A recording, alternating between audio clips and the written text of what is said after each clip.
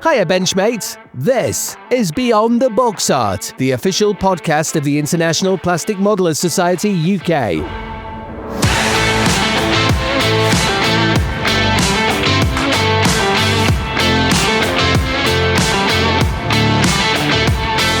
This is a special episode of Beyond the Box Art, with interviews and discussion recorded live at the 2025 IPMS Scale Model World at Telford.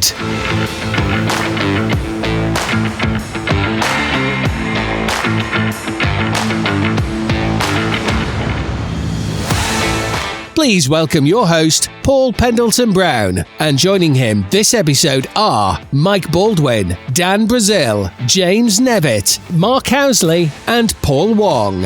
And we are joined this episode by Paul Regan.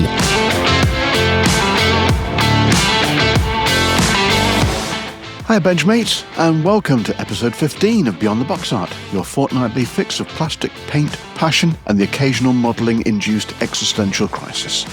Buckle up because this one is packed tighter than Hall 1 on the Saturday morning at Scale Model World. Speaking of Telford, wow, what a weekend. To everyone we met, everyone who stopped for a chat, a sticker, a selfie, or even to tell us, you lot got me back into the hobby, thank you. It genuinely means the world. And to all the vendors, traders, 6 clubs and international visitors who made this year feel like a global modelling festival, hats off, we're still buzzing. In this episode, we have Beyond the Box Art's first chat with Airfix, and we grabbed a few words with Dale Luckhurst about the new BF109G. We also focus our first spotlight on an IPMS SIG or branch and speak with Shane Cowie, the new lead for the Gunpla and Mech SIG at Telford, and also visit the Gunpla build area with Kathy from Jadlam. If that wasn't enough, we also caught up with Kostas Dimitriadis, winner of the Best in Show with his 148th Weathered Hellenic Air Force F4 Phantom. Plus, we're joined again for this episode by Paul Regan, president of IPMS UK, as we dissect the show and discuss what emptied our wallets. Now, before we dive into the Telford stuff, we've got to talk very briefly about something very special. Something we've actually had in our hands since before Telford, but couldn't utter a single word about it until now. Yes, Ammo's brand new Missing Link has been released. And let's be clear, it's not a brush, it's not a marker, and it's absolutely not what you're expecting. We've had a couple of weeks to play with it behind the scenes, and honestly, it's amazing. It completely changes the workflow in ways we didn't think even on the table. We've had a couple of weeks to play with it behind the scenes, and honestly, it's amazing. Unfortunately, that's literally all we're allowed to say today because it's just dropped at the time we're about to upload this to the server. So, late breaking news, but have a look at it when if you get a chance. What is it?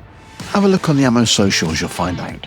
Right then, on with this episode. So clear your bench, shake the bottle, clean the airbrush, settle in. Episode 15 starts now.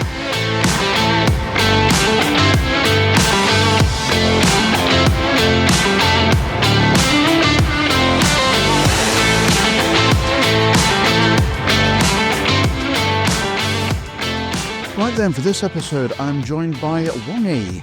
Hello! Boulders. Hello there. Nevs. Hi everyone. Mark. Hello everybody. Dan. Hello BenchMates. And we are joined by Paul Regan. Hi guys, good to see you again after a couple of days.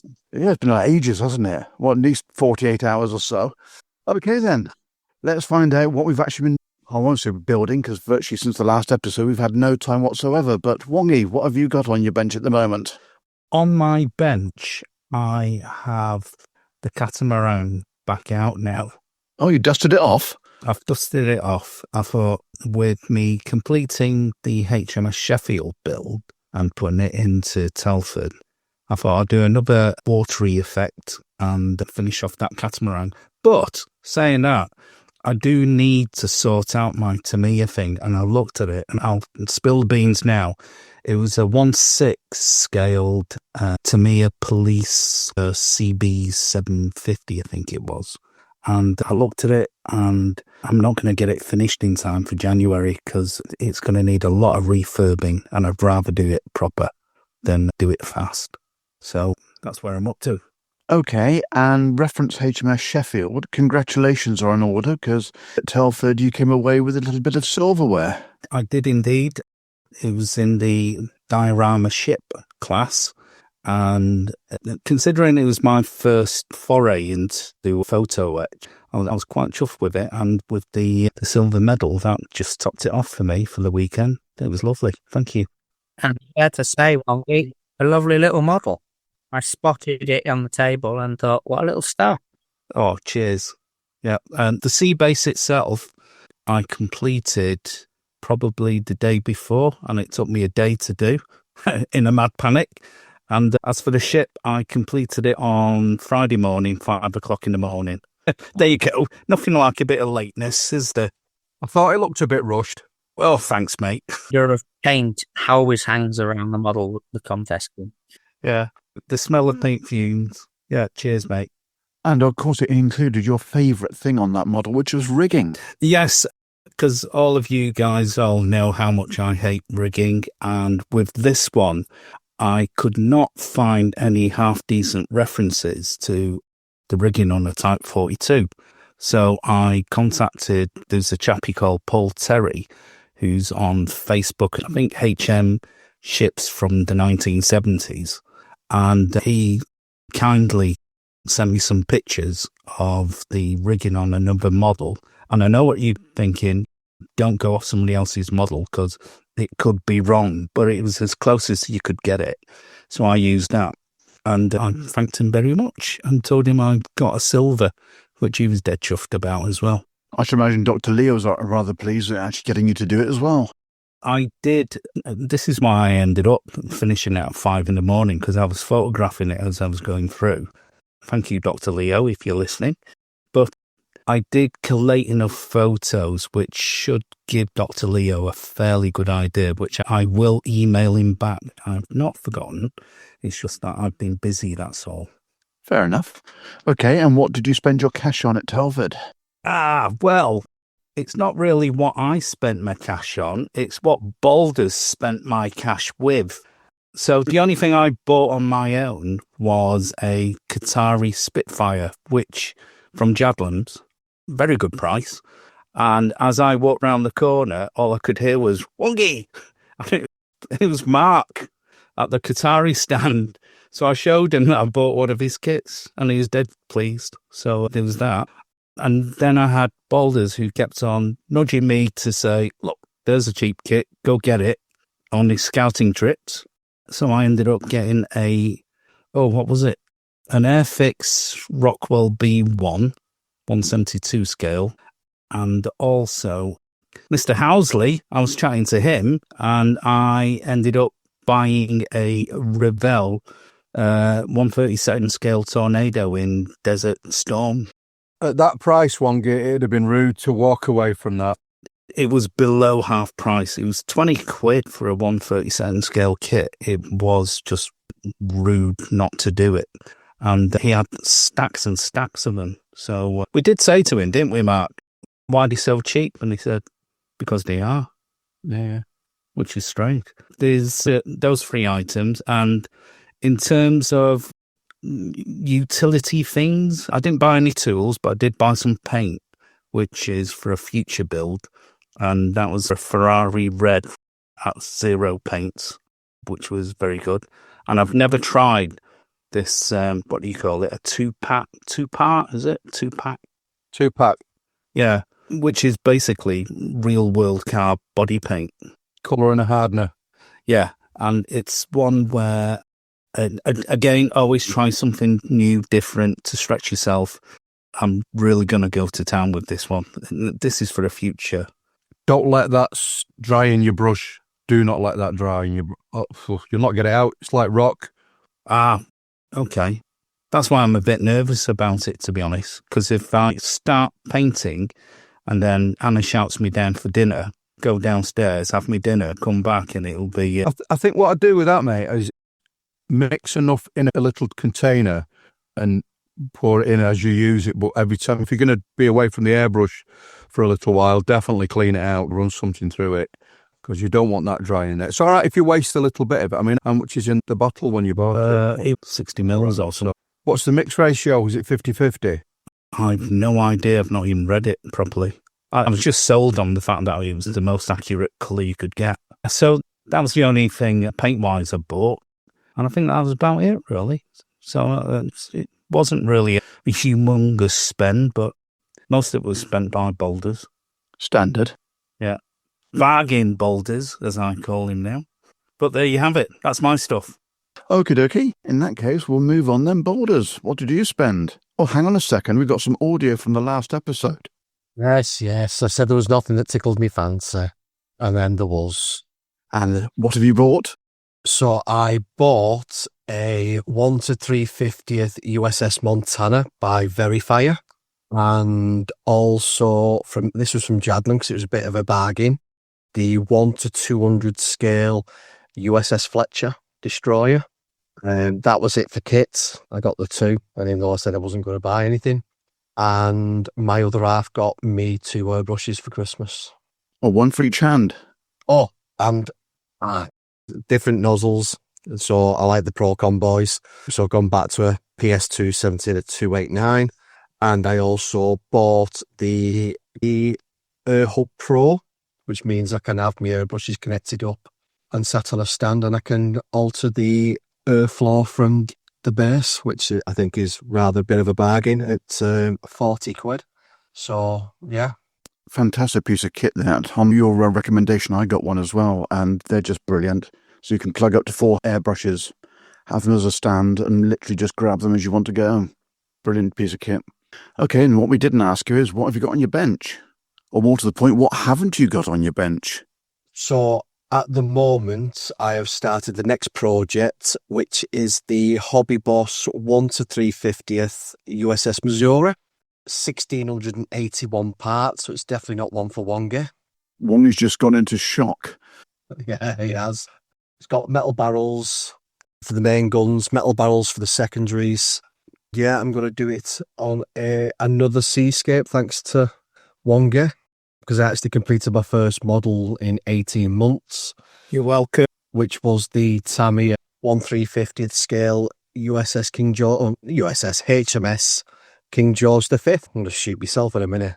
The other thing I did pick up was COVID. So I am suffering from COVID at the moment. I picked that up at the weekend. That was free. Yeah, that was free. But that's what's on the bench at the moment. There will be another ship going with it, which is a 1-350th USS Fletcher, because the pair of them did sail together in battle group. So when Missouri was in port in Japan for the Japanese surrender, so was USS Fletcher. So I'm going to have them sailing together on a huge Seascape. So I think the Seascape category, I may, depending how well it goes, I may enter it in for next year. But I think they're going to need a bigger section. Have you changed your plan for that Fletcher then? No, I've got 2 Fletchers. So I have... sorry. No, it's fine. I should have explained. I do have, for those that are on the podcast, a 1/350th, and then I've got the 1/200, which is going to be another Seascape, which is going to involve a certain scene from a certain movie that is going to be a little bit of fun, because I did pick up some information. There was a guy at Telford that was doing, quite interestingly, ship stuff. He normally does aircraft, like startup on aircraft. He did have a Lancaster a couple of years ago at Scale Model World, and he had it was either a Richelieu or a Dunkirk, and the turrets moved on it, which I thought was a pretty epic thing to do. I've got his details, and I've asked him if he's able to do something in 200 scale so that I can have the guns moving. And obviously they fire as well, so he comes with additional barrels with fibre optics, so it looks like they're firing. So you're building a toy? No, an accurate miniature toy. Don't swear at me. So in other words, he can actually fire blanks officially. That was below the belt. Exactly. Okay then, moving on swiftly. Mark, what have you got on the bench at the moment? Nothing on the bench. Bench is being cleaned off at the minute. I've spent most of the day having a good tidy up, good throughout, and a tidy. I've still got my little Azure to finish, and I've decided I'm not going to do anything else until I actually get that out of the way. So, Azure or the lead? Sorry, that's the one. Yeah, buy Azure. Okay, and what did you actually buy at Telford then? I bought tools mainly, bits and pieces. Okay. Very expensive stuff. Not a lot for a lot, if you know what I mean. So I bought some. Now, these are from Albion Alloys, and these are really minute little files in there. I bought a pillar drill, nice little pillar drill. Razor saw. I did quite well, I suppose. I did a couple of £100, that was it, but I didn't buy any kits. I bought a bit of paint, and I don't know why I got that. Apart from that, and I got some free decals. I don't know who they're off, do you? Yes. They came from ASK, our friend Peter Herman. Very nice too, they look. That's about it, really.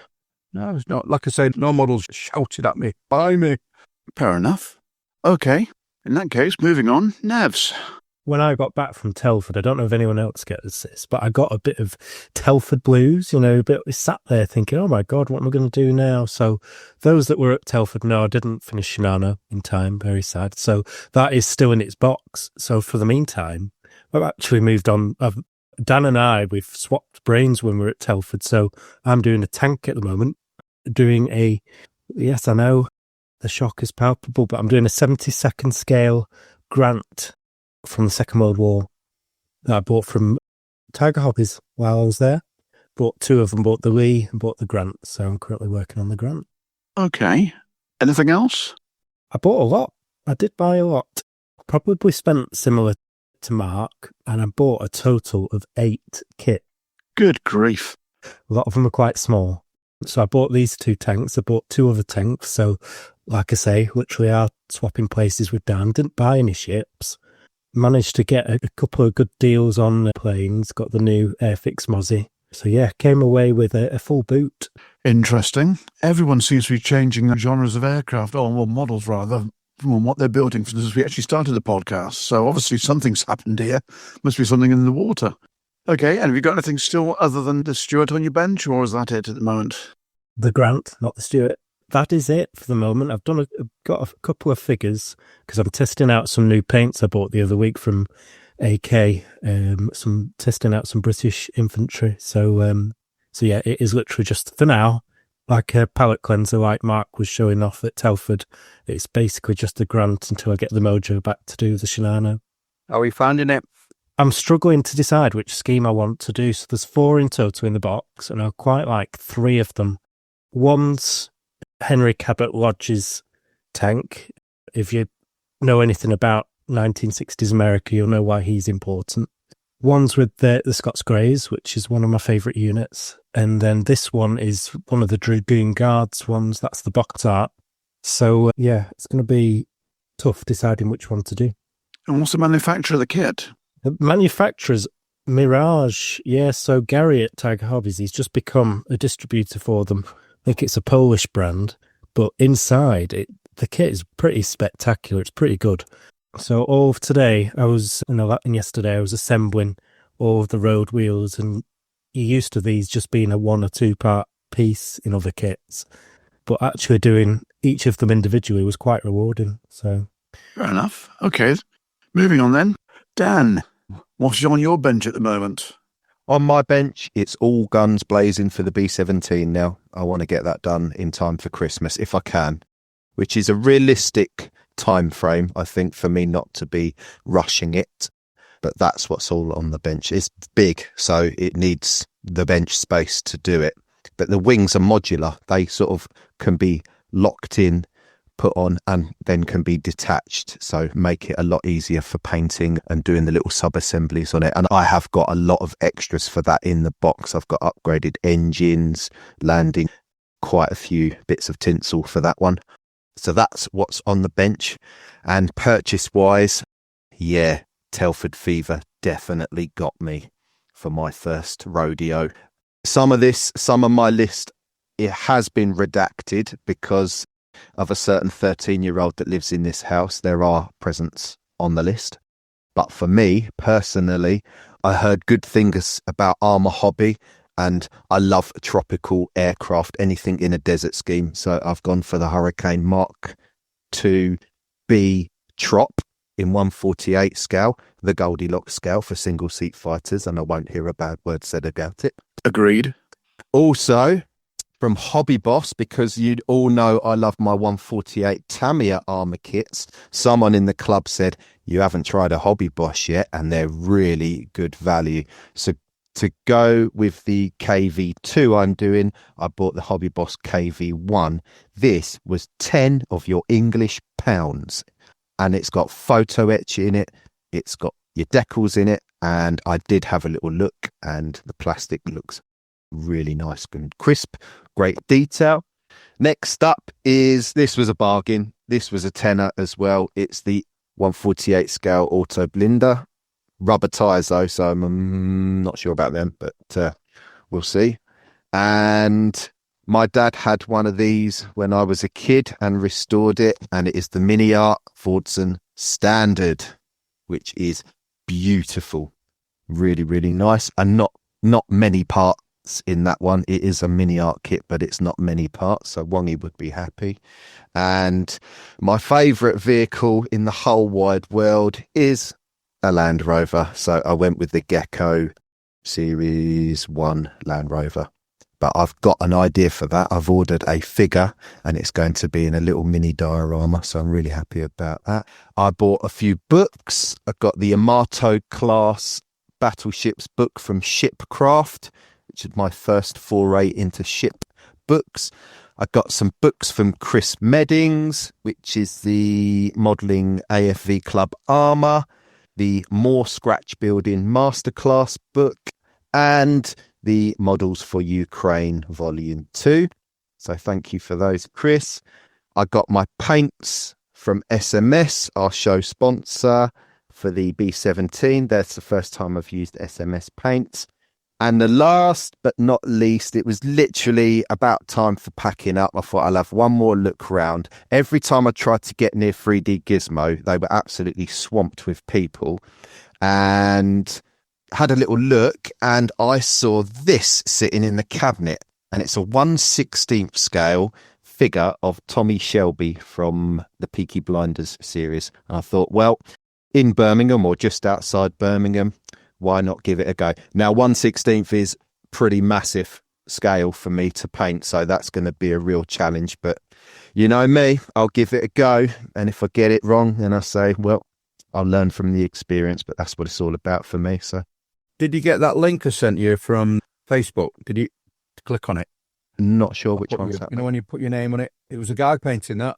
Oh, was it? Oh, I didn't see that. No. I'll be honest with you, my phone has been nuts this weekend with so much different stuff going on. Can I just give some shout outs, please? Because I met some people at the show and I was so happy that I've got the chance to meet them. One was Dan Whitelock, who is a B17 nut like me, and he is actually involved with one of the bomb group's historical societies, the lot that were based at Santa Pod, or Poddington as it was known back then. Big shout out to Kit Builder Chris. He was so lovely, really good to talk to, and I think there's something down the pipeline planned with him. Mark Inman, lovely chap, had a great chat with him. Finally got to see in person and up close John Spud Murphy of the Four Corners and all of their builds. Oh my word, what those guys do with their dioramas are just something else. They really are. Each one of them is a good 5 to 10 minute look, because every time you look at it, you see something new, and their storytelling and everything is fantastic.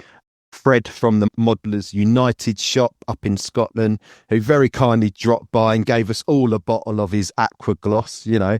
And last but not least, Dan O'Grady, my IPMS West Norfolk chairman, who helped me out massively by picking up most of them kits, because Saturday was incredibly busy on our podcast stand. I didn't really get a chance. So he came up and said, is there anything you want? So I basically put my order in, run up a tab with him, and bless him, he went round and got most of the bits and pieces I need at very good prices. So yeah, Telford was an absolute blast for me. It was the best weekend I've ever had within the hobby so far. It gets better from here on. Okay, well, my Telford splurge basically is virtually all books. I've treated myself to the new Wing Leader Hurricane Mark 1 Parts 1 and 2, the specials they brought out. From Guideline Publications, I got the latest edition of Paul Lucas's Colour Conundrum series, which are absolutely fabulous reference documents and historical references he's actually dug up for a lot of the stuff behind the stories. Is well worth the read, let alone just the actual colour drawings for the aircraft inside. From Phoenix, I got their latest Sea Harrier book and the F-100, which a large-scale F-100 is most definitely on my radar for the future, but I need a decent F-100 kit to actually go with it first. Planning to do a dirty Danish machine, nice dark green and burnt paint and burnt metal. And the only kit I bought, thanks to Bargain Boulders, was an ICM 132nd Tiger Moth. So beyond that, basically, I was super glued to the stand most of the time, so I didn't get a chance to go around to do much shopping either, which is probably not a bad thing when you think about it. But yes, hard-earned pennies went for all of those books, and I must admit, I just love my reference material more than anything. I seem to be a librarian which does modelling occasionally rather than actually being a modeller that looks at books occasionally, but hey-ho. Okay, Paul, what did you actually buy if you had a chance to get anything whatsoever at Telford? Well, welcome to my world of you get a few minutes either way to actually run around and buy things. I did pick up what I intended to buy, which I, to the extent that I had actually contacted Colin at Freight Dog and told him to put on one side. So I now have a 72nd scale Prentice. Ah, okay. Which he's just relaunched from the old Skybirds range, but he's basically redone it, so it's effectively brand new. And he launched a new decal sheet as well. And I know pretty much anything that Colin does that I'm interested in is going to be pretty darn good. So I don't even look at it. I just go, yeah, I'll have it. So he put them on one side and I picked them up at some point as I dashed by. Bought a few books, exactly the same as a few of us are saying. As you say, I don't really do books here. Remember, only part of my stash of books. I actually do something that I often try and do. It's a little bit political, I suppose, is that I renew subscriptions to magazines at the show because it shows that I'm spending money with the publishers and therefore feeds into making the show look more successful for them, which is important for me because if the traders succeed, the show succeed. So I renewed Sam and Aeroplane and one or two other magazines that I subscribe to. It also gives me the reminder that I ought to resubscribe because it's the Nationals, and that's when I do it. A few other bits fell into my hands, but not a great deal, I'm afraid. Mainly because it's just time. It is literally running around. Seeing and getting bargains doesn't really happen, I'm afraid. But that's the nature of the beast, and that's why we do it. But I make up for it in other shows. I think I probably spent about 250 all in at the show. And then about the same again in other ways on hotels and food and drink and stuff. But then what's on the bench has actually changed slightly in that the F-15 is still around, but it's been moved a bit because in a case of incredibly poor timing, they're holding a model show at Elvington on Saturday. It's the first one they've done for many years. And the Yorkshire guys have been invited to attend. It's very small scale. It's very new, very trialy. So a few local groups have been invited, and as part of those, I've been invited to go along. So I'm actually trying to get some Warhammer figures finished, tarted up a bit, so that we could actually put those out to show. It is one of my normal things, but hasn't been recently.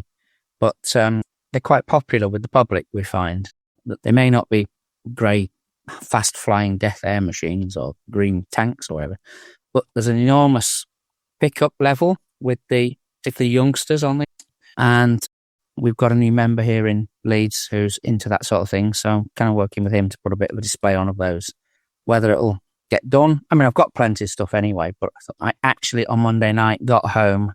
It was raining like a very wet thing here in Leeds. I don't know where it was, but like wherever you all went.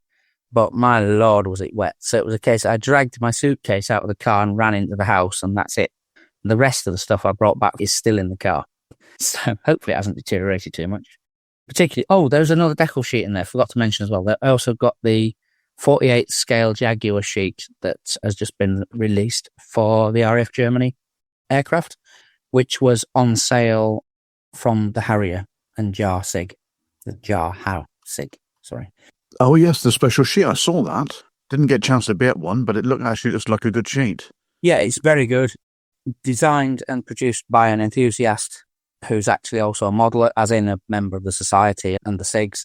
And he brought a limited supply over with him. And Nick Greenall, the SIGs, was good enough to put them in my hand, put them on one side and then stuff them in my hand about 4:15 on Sunday afternoon. What scale's that sheet? It's 48th. It's for the new Airfix Jag, which everybody tells me is really nice. And I bought a couple of. And I do like it in grey-green. It looks amazing. RAF Germany ones sound a bit unusual, slightly different than the normal UK ones. So that's into the list. But it's actually still in the car, so hopefully it's not getting damp. Fair enough.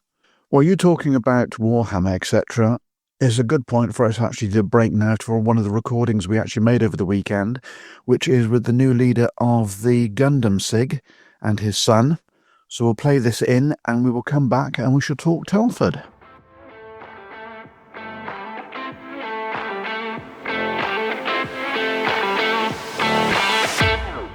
I'm sat here with Shane and Jacob, of which Shane is the new lead for the Gundam and Mech SIG. Hi Shane. How you doing? You alright? Not bad. How are you enjoying the show? Yeah, it's a brilliant show. We've been coming for a few years now, but I must admit this year it's surpassed all the previous years. It's the busiest it's ever been. The amount of people that are through the door, it's been really incredible, and it's more diverse I think than it's ever been. It's a really good show so far. Yeah. And obviously Jacob is a little bit younger than both of us.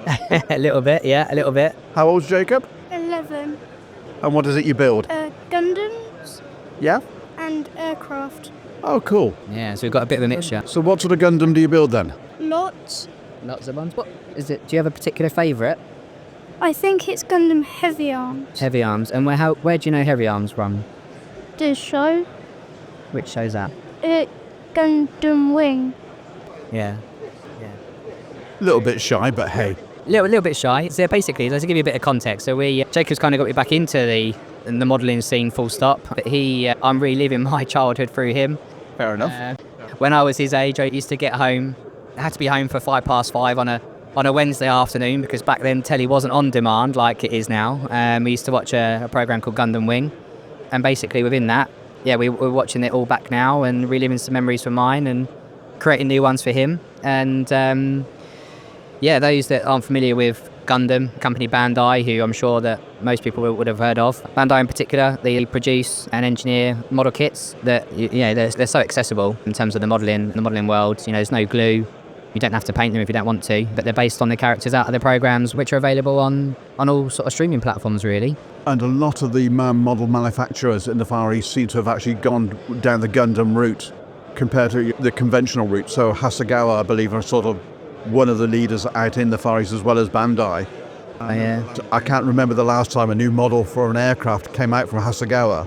Yeah, it's been a while, yeah. When you actually look at a model release from the likes of Tamio, etc., you're looking at a 10,000, 20,000 unit build compared to a Gundam mould, which is shooting at 150, 200,000. Yeah, absolutely, yeah. And it's the colours as well that are produced in those moulds are unbelievable, because I mentioned a minute ago, you don't have to paint these things if you don't want to.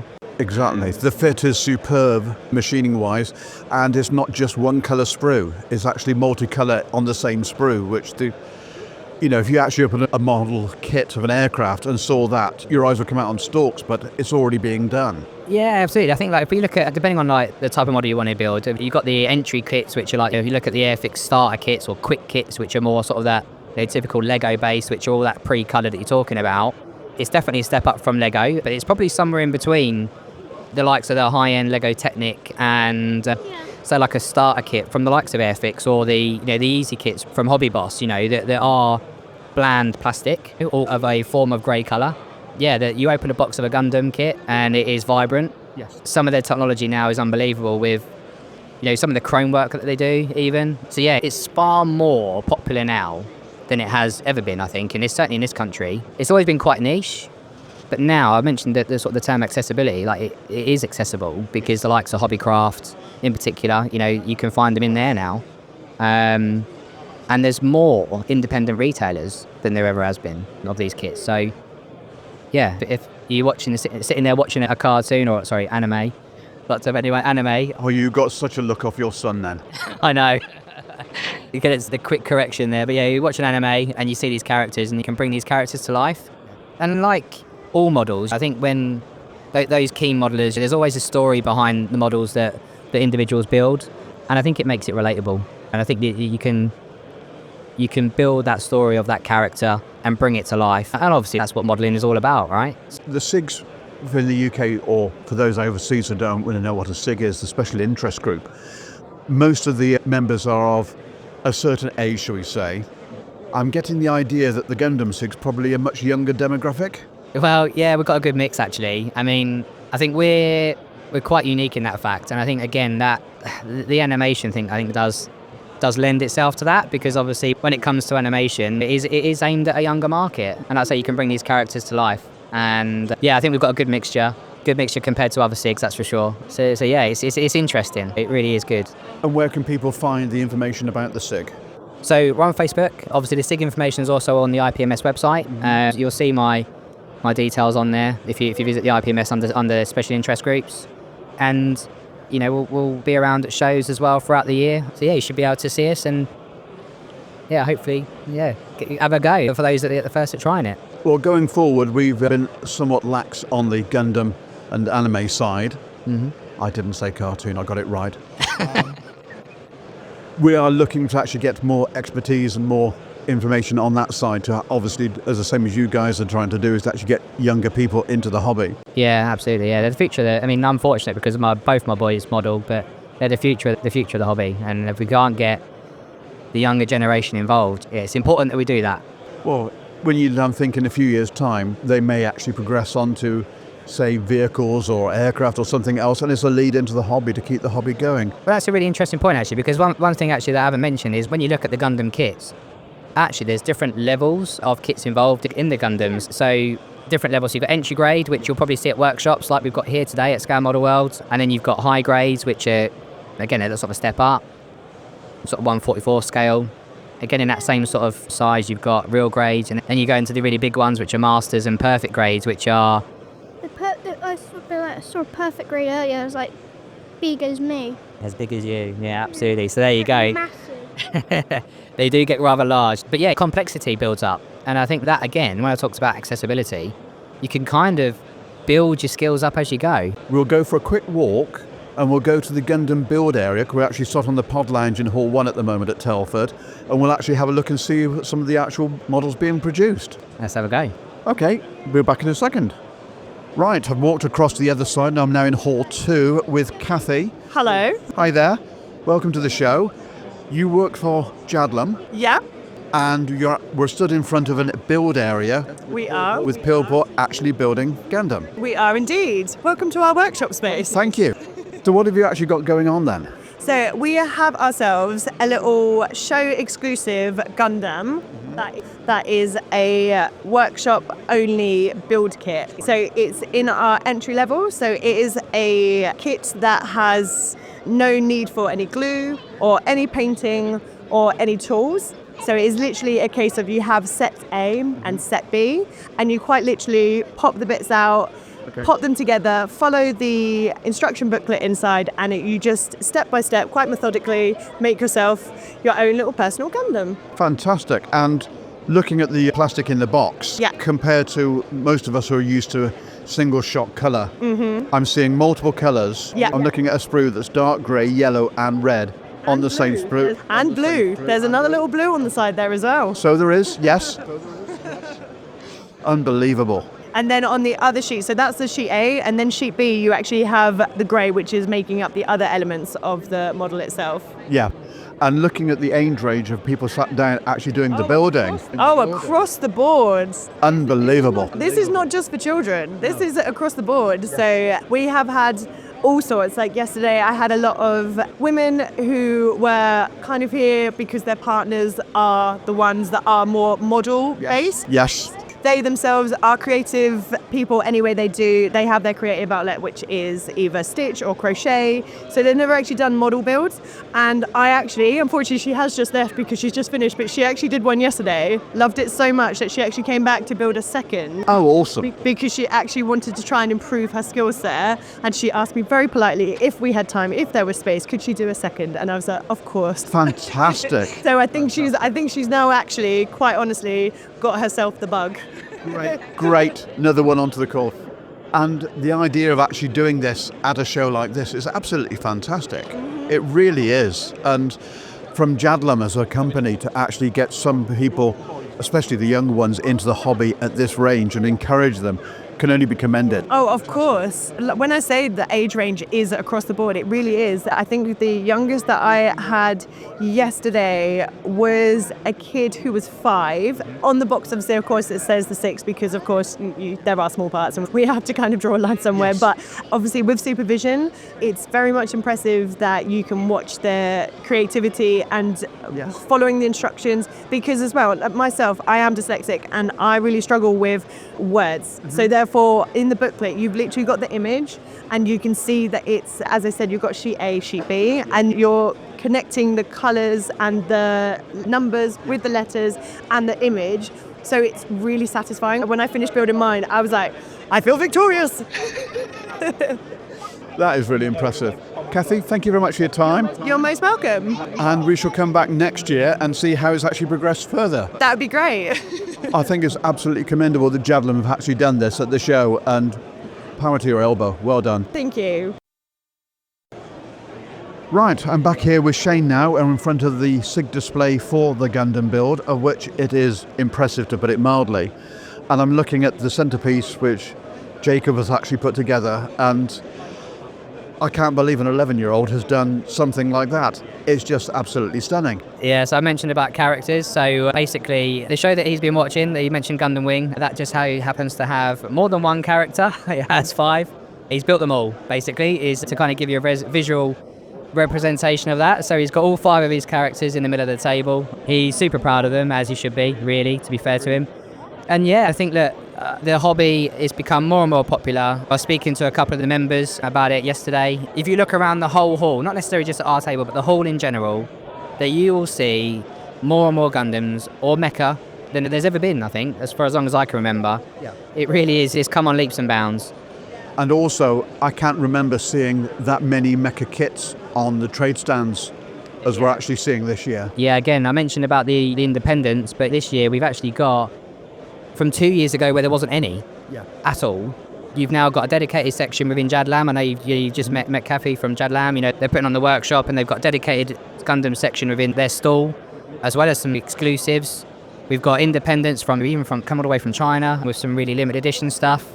And yeah, you know, like I say, it's about half a dozen this year. Yeah. You know, when you think about the trajectory of that, it's unbelievable. It really is. Totally. We'll get you onto the pod to have a proper talk about the history and everything else regarding Gundam in the future. Yeah, I'd love to do that, yeah. But for now, thank you very much for your time. It's my absolute pleasure. I'll let you get back to steady duties, yeah. Yes. No, it's been my absolute pleasure and I really appreciate it. Thank you very much.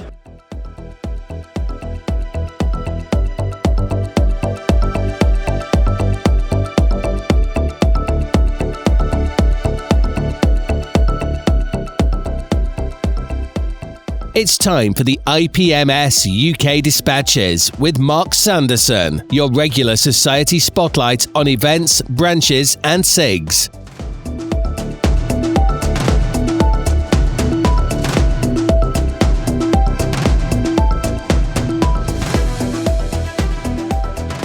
So we're joined once again by Mark Sanderson from IPMS. Makes a change after having a whole weekend of seeing you. How are you doing? I know. It was good to catch up with you guys, and it was very busy. It was a great weekend, actually. I think a lot of people are probably just getting over the excitement and all the things that they crammed in, and hopefully they're squirreling away all their purchases that they actually got over the weekend. And seeing how many they got through the door before the better half saw how much they spent. Exactly. Right then, what events and news have you got for us then? So I've got a couple of shows. The first one up is on Sunday, November the 23rd. It's the Aircraft Enthusiast Fair and Model Show. This is on 10 a.m. to 3 p.m. It's at the Army Flying Museum in Middle Wallop, Stockbridge. The postcode for this, and I'm going for a 10 out of 10 this week on the phonetic alphabet. It is Sierra Oscar 20, 8 Foxtrot Bravo. They will have lots of stalls for buying, selling and exchanging aviation and modelling items. So there'll be books, photographs, magazines, models, accessories and much more. A great place to pick up those if you want those reference material for a particular build you're working on. Models for Heroes are going to be there, running one of the usual model making, make and take sort of sessions, which is a great activity for kids, large and small. They're going to have reduced fees for the event. So they're having adults are £12 and children are £7. And if anybody wants any more information, they can find out details at www.armyflying.com.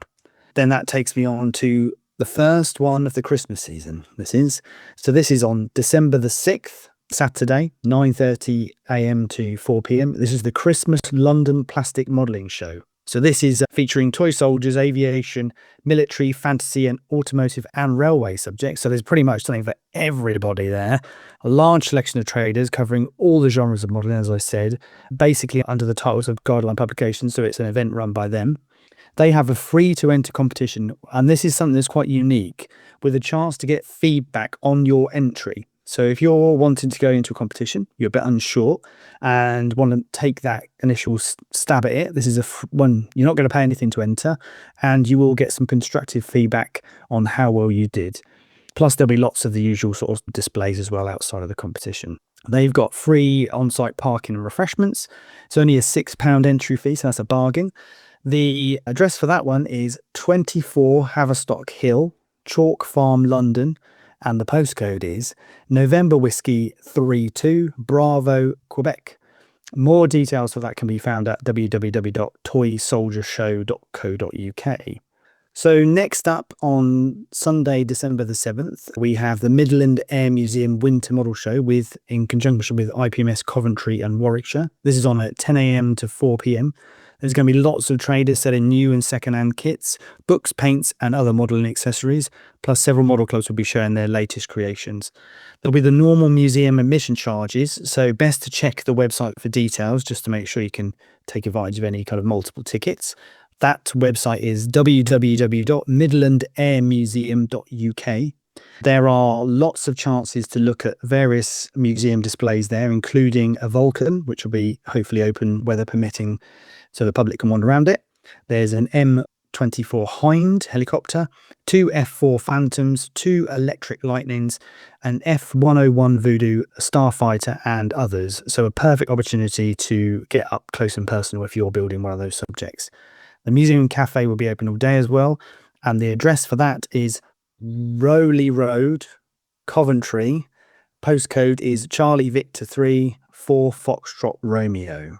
The last one from me, and this is where I'm going to probably upset loads of people because my pronunciation will be so off, is the Nivagro Model Contest in Milan, Italy. This is held over 2 days, Saturday, January the 17th and Sunday, January the 19th. This is 2026.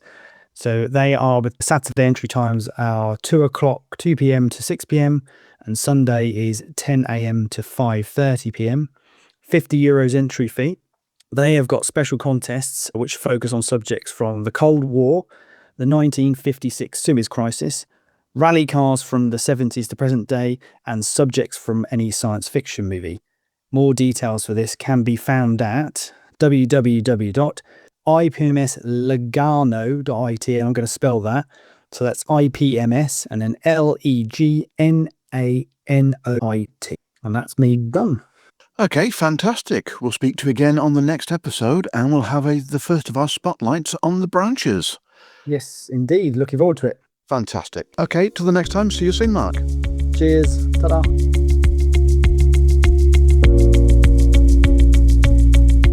Fishcop Models, elevating scale modeling to an art form. Experience highly detailed 3D printed upgrade parts that bring true authenticity to your builds. Creators of the acclaimed Rolls-Royce Merlin engine set for both the Kotari Spitfire and the Dambusters set for the Border Models Avro Lancaster. For bespoke design and printing, our service is as precise as it is personal, all at a reasonable price. Please take a look at our products on www.fishcopcompany.de. Shipping is available for all of our products worldwide. Visit ScaleModelPodcast.com, your hub for the best scale modelling pods, because finding great content shouldn't take longer than hunting for lost photo etch. Brace yourselves. It's the Stash Inflation Report, the segment where wallets weep, self-control collapses, and new releases thunder in like a tsunami of temptation. Right then, BenchMates, strap in because the aviation world has clearly decided that your wallet must have insulted somebody's mother. There are more absolute monsters on short final this month, plus a few curveballs nobody had on their bingo card. First up, Luke Graphic are at it again. Their brand new 132nd Hawker Fury is on final approach, and honestly, it is stunning. The real Fury is the RAF's first fighter to crack 200 miles an hour in level flight and one of the most elegant biplanes ever built. Luke Graphic's resin work is famously crisp, but this is premium stuff. Rigging enthusiasts, Wongy, yes, your time has come. Next up, Qatari continue their steady takeover of the 132nd world with two heavy hitters announced. In 132nd scale, P-47D Razorback Thunderbolt and a Messerschmitt Bf-109 E4. The Razorback is a dream project, chunky, brutal, iconic, and renowned for its shrugging off gunfire like it was made of cast iron. And that early 109, pure Battle of Britain DNA. The E-Series tooling follows neatly after their newly released 109K, which has only just hit the shops. The 109E is due out in 2026, and the P-47 in 2027. But Qatari's engineering quality means both are already causing serious ripples across the hobby, and we think Qatari are the first manufacturer that announced two new releases on opposite sides of the world at the same time at model shows. So well done, Mark and the team.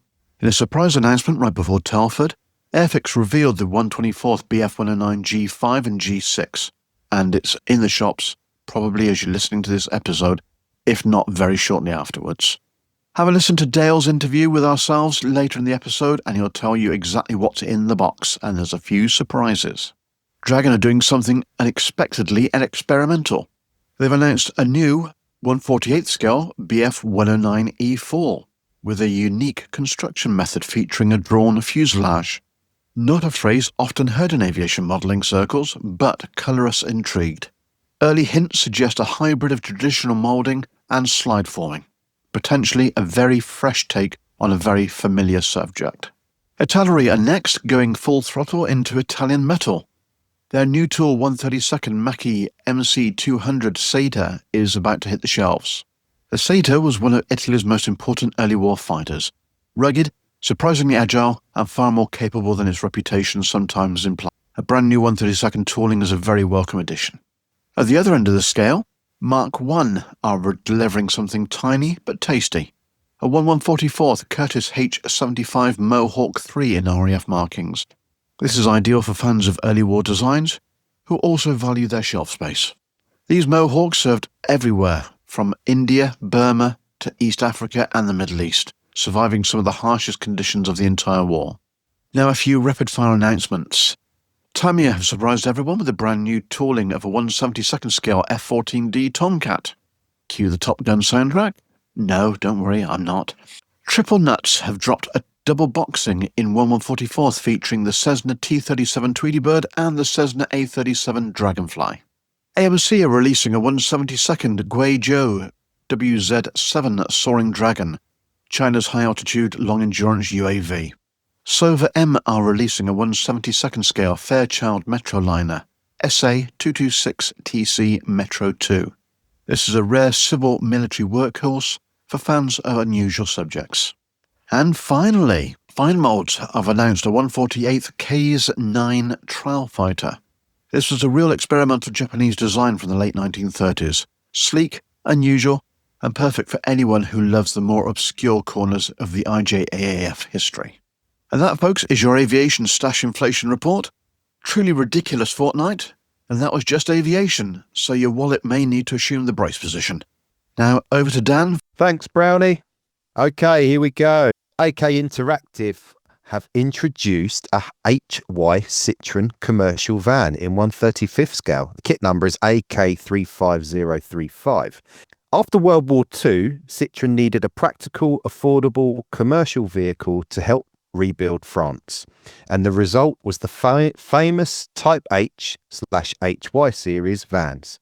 Known for their corrugated metal panels, rear-hinged suicide doors, and wonderfully utilitarian styling, the Type HY ran for an astonishing 34 years with over 473,000 examples built. They became the backbone of the French everyday life.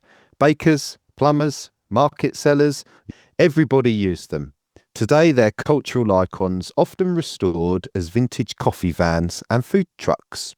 AK's kit represents the 1964 to 1969 configuration with the single windscreen, short chevrons on the grille, square rear window, working sliding rear doors. Nearly 120 parts, a PE fret and cartograph decals for 4 colourful commercial schemes from the France and the Netherlands. A quirky, characterful subject that fits beautifully into urban dioramas or core era scenes. Next up, AK again, it's the Trabi 601S in 1/35th scale. One of the most historically significant civilian vehicles ever produced and a symbol of the Cold War itself, the Trabant 601. Built for over 25 years with minimal changes, more than 2.8 million Trabants rolled off the East German production line. Cheap, basic, noisy, and famously very smoky, they nonetheless mobilised an entire nation. The 601, instantly iconic in November 1989, when TV footage captured thousands driving through the newly opened Berlin Wall. Overnight, the Trabi became a symbol of freedom. AK's kit captures the late 1980 601S variant, complete with optional fog and reverse lamps and 2 types of rooftop emergency lights. Includes over 80 parts, photo etch details, vinyl tyres, and a very nicely detailed chassis and interior. 6 marking options, including one from a well-known 1991 German comedy. A brilliant centrepiece for Cold War checkpoints, border scenes, or Berlin Wall-themed dioramas. Paracel Miniatures have introduced a PBR boat crew at rest in 1/72nd scale. Also, Vietnamese civilians and British commandos. Paracel continue their superb run of 1/72nd scale small figure sets, and these are perfect for adding life to any diorama.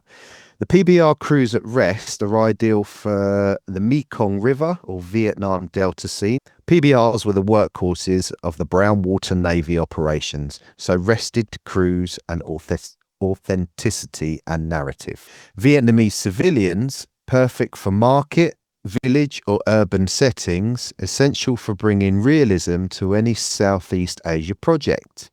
The British Commandos, suited for European or Mediterranean World War II dioramas, their 1940 to 1945 Commando kit provides plenty of storytelling opportunities. 1/72nd can be quite an unforgiving in the scale for figures, but Paracel sculpting has excellent proportions and crisp detail. Black Snake model, Paris, summer 1944. A superbly atmospheric upcoming release. The Renault Joavacata, produced from 1937 onwards, became a familiar sight across occupied France and later in the Liberation period. By summer 1944, many were pressed into service by the FFI, Free French Forces of the Interior, the French resistant fighters who played a huge role in freeing Paris. Black Snake brings an ultra-detailed Renault with full interior and engine, a dynamic FFI figure set capturing the energy of street-by-street liberation scenes. This is a dream kit for anyone building Paris 1944 vignettes, barricades or celebrations after the uprising. From Revell 1/25th scale comes a Stranger Things van, kit number 01217. Something on the pop culture side. Revell's brand new 1/25th tool recreates the car scene throughout the Stranger Things Season 5, especially in episodes 1 to 6. While not a military vehicle, it will definitely attract builders looking for something fun and different. It's an all-new tooling with rotatable wheels, decals, and build instructions matched to the show. No engine interior, but crisp exterior detail, ideal for small dioramas or display alongside cult TV builds. And now over to Nevs for the Naughty.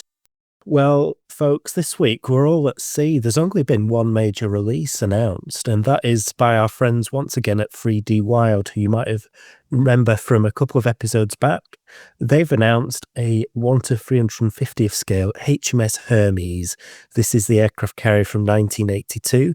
It led the Falklands Task Force. The kit will include 16 BAE Sea Harriers, 8 Hawker Harrier GR3s, and 22 Sea Kings. Now, for those of you that know your Falklands War history, or even just your HMS Hermes history, will know automatically that this air group is overkill. So not only will you have enough models to complete the full complement of HMS Hermes, but probably half the task group as well. So plenty of diorama opportunities there. Certainly not one for Wongi and his 60 parts or less criteria.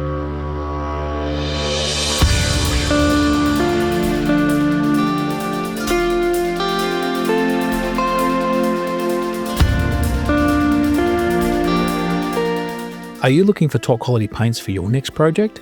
Then look no further than the Scale Modeler Supply.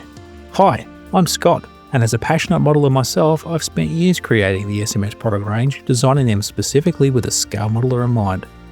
We've worked extensively to develop our acrylic lacquer paint range to not only be airbrush ready straight out of the bottle, but also to be very easy to use so that anyone of any skill level can create professional results with minimal effort. Just give the bottle a good shake, pour into your airbrush and spray at 15 psi. So dive into your next project with confidence, knowing that you're backed by one of the finest hobby paints on the market. Head over to our website scalemodeler.com.au to check out our full range and to find your closest retailer.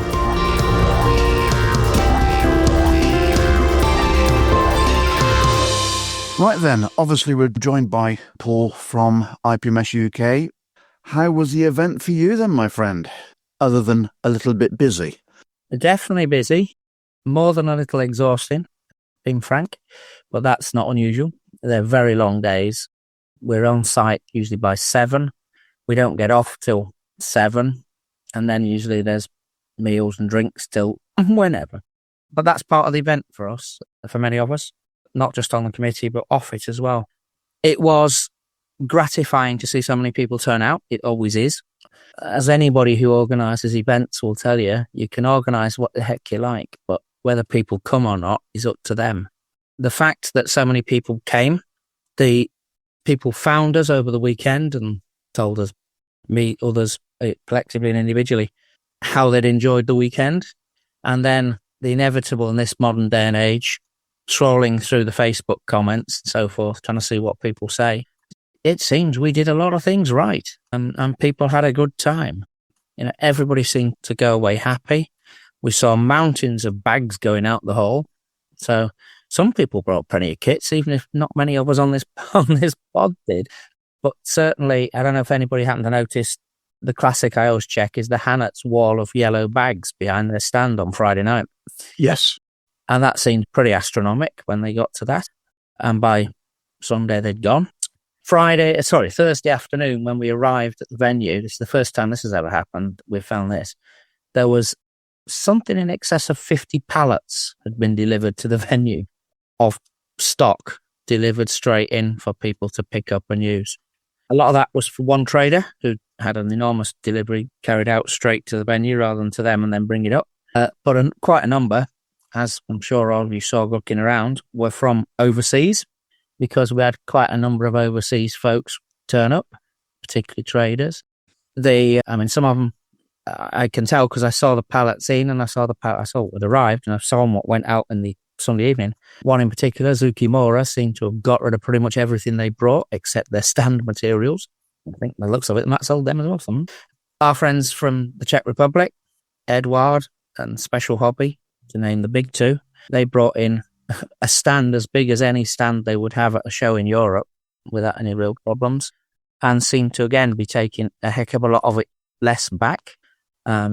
Very pleased to actually have a chance for once actually caught up with Vladimir from Edward, and we actually had a little chat together for the first time we've ever had a chance to have a proper talk, more than about 10 seconds at the show. And he did tell me he considers that Model World to be one of the top 3 shows in the world.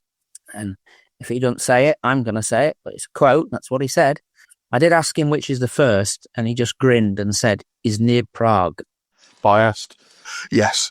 Yes. So I think it might be talking about either. But what was nice to see him, nice to just have a little bit of a catch up. We didn't have much time, either of us, but nice to meet him. You might find next time he publishes one of his mags that I appear to have a selfie with him that he took. Don't do selfies. But, it was great to see these guys, plus all our UK friends. Hannet's stomping as ever, Jadlam, blimey. Considering not many of us had heard of that company 5 years ago, I think it's fair to say. Russell has just got that company onto the map as a massive model retailer. And not just of kit boxes, but also his tie-ups with AK and various other people that he brought along as well. Them build area. That was them as well, wasn't it? That was a fantastic thing, and actually having a member of staff there all weekend, and we did actually have a chat with her, as you've obviously just heard as part of the interview we just played out for the Gundam SIG, but Kathy did a fantastic job of looking after the kids and just the engagement, and it was people from all ages actually on the stand as well that actually got me. Yes, it was a fascinating area. It was. Quite a lot of ladies seemed to migrate to that. I don't know quite why or how, but they did, and that's great. As I mentioned a few minutes ago, I'm pushing a little bit of Warhammer stuff through, to use the word somebody mentioned earlier, a bit of a palette cleanser, if nothing else, because those sort of figures with with speed paints that we now have available and that kind of thing, it's all a different and quicker world. The Gundams is a whole growth sector, clearly, that's taking off, certainly abroad in the East, Far East. It seems to be absolutely massive, and it's coming this way. And I think there will be people who will turn around, the old traditionalists will say, IPMS don't get into all that stuff. Stuff them. Because, as I've said now, this is probably the third time on this kind of cast that I've said these things. We're about model making. Don't care what you make. Frankly, don't care what you make it from. It's a model. I don't care about any of that stuff. For me, modelling is modelling. Whether you make planes, ships, cars, tanks, boats, figures, dioramas, things I don't even know what they are, don't care. It's all the same hobby. And I don't think you see much of a better mix than we show at Telford. Yeah, we don't have wargaming as such. We certainly don't have model railways, because they would move us away from where we are, and they would take space that we couldn't really justify. But across what we call the scale modelling sector, I think we cover the whole thing pretty damn well. And if you went down the corridor and went and looked in the competition area, this year we must have had a pretty good year, because I had some time to spend, actually some decent time down the contest area. So I did slightly abuse my privileges and joined and did a quick look round while the judging was going on, because that way I could get in and have a look around and get out. I will fly a flag that I am also a member of the judging panel, so I have a right to be there. But I didn't just look at what I was supposed to be looking at. Because it certainly helps when we get to Sunday and I have to give the prizes out, if I've got some idea of what I've seen. So I like to try and have a look at the models, and they're just amazing. They're absolutely amazing. We all had a sneak preview that were in there. Yeah, it was tremendous, wasn't it? Absolutely amazing. The quality, I just want to break people's fingers, frankly, but that's, I'd better not say that in public. Oh, I did. I saw yours one. I did see it genuinely, it stood there. I knew it was yours because you've talked about it before. And I figured it must be yours because it looked like what it was. And it was great. Oh, thank you. But it didn't win. And I don't mean that in a cruel way. It was a fantastic model that in many outings would have won a class. Oh, right. But in there, didn't. I don't think anybody won that class, did they, Mongy? No, nobody got gold. I don't get that. Yeah. Oh, was it one of those where they didn't out? Yeah. Some judges, and we don't enforce the judges either way. If they feel they cannot pick a best and absolute outright winner, then they don't give it. Personally, not what I would do. I would always pick best on the day because you can only beat what's there. Well, it's funny you should say that, Paul, but when I found out what I got, and I texted the wife and I said to her, oh, I came first, but I got a silver. And she goes, how does that compute? Yeah, exactly. You were best on the day, effectively, therefore, for me. But like I say, don't take this as being descent in the ranks. I'm not a contest judge by and large. I just I swan in and out and do bits. So I'm not part of the judging, what is the main judging panel, as it were.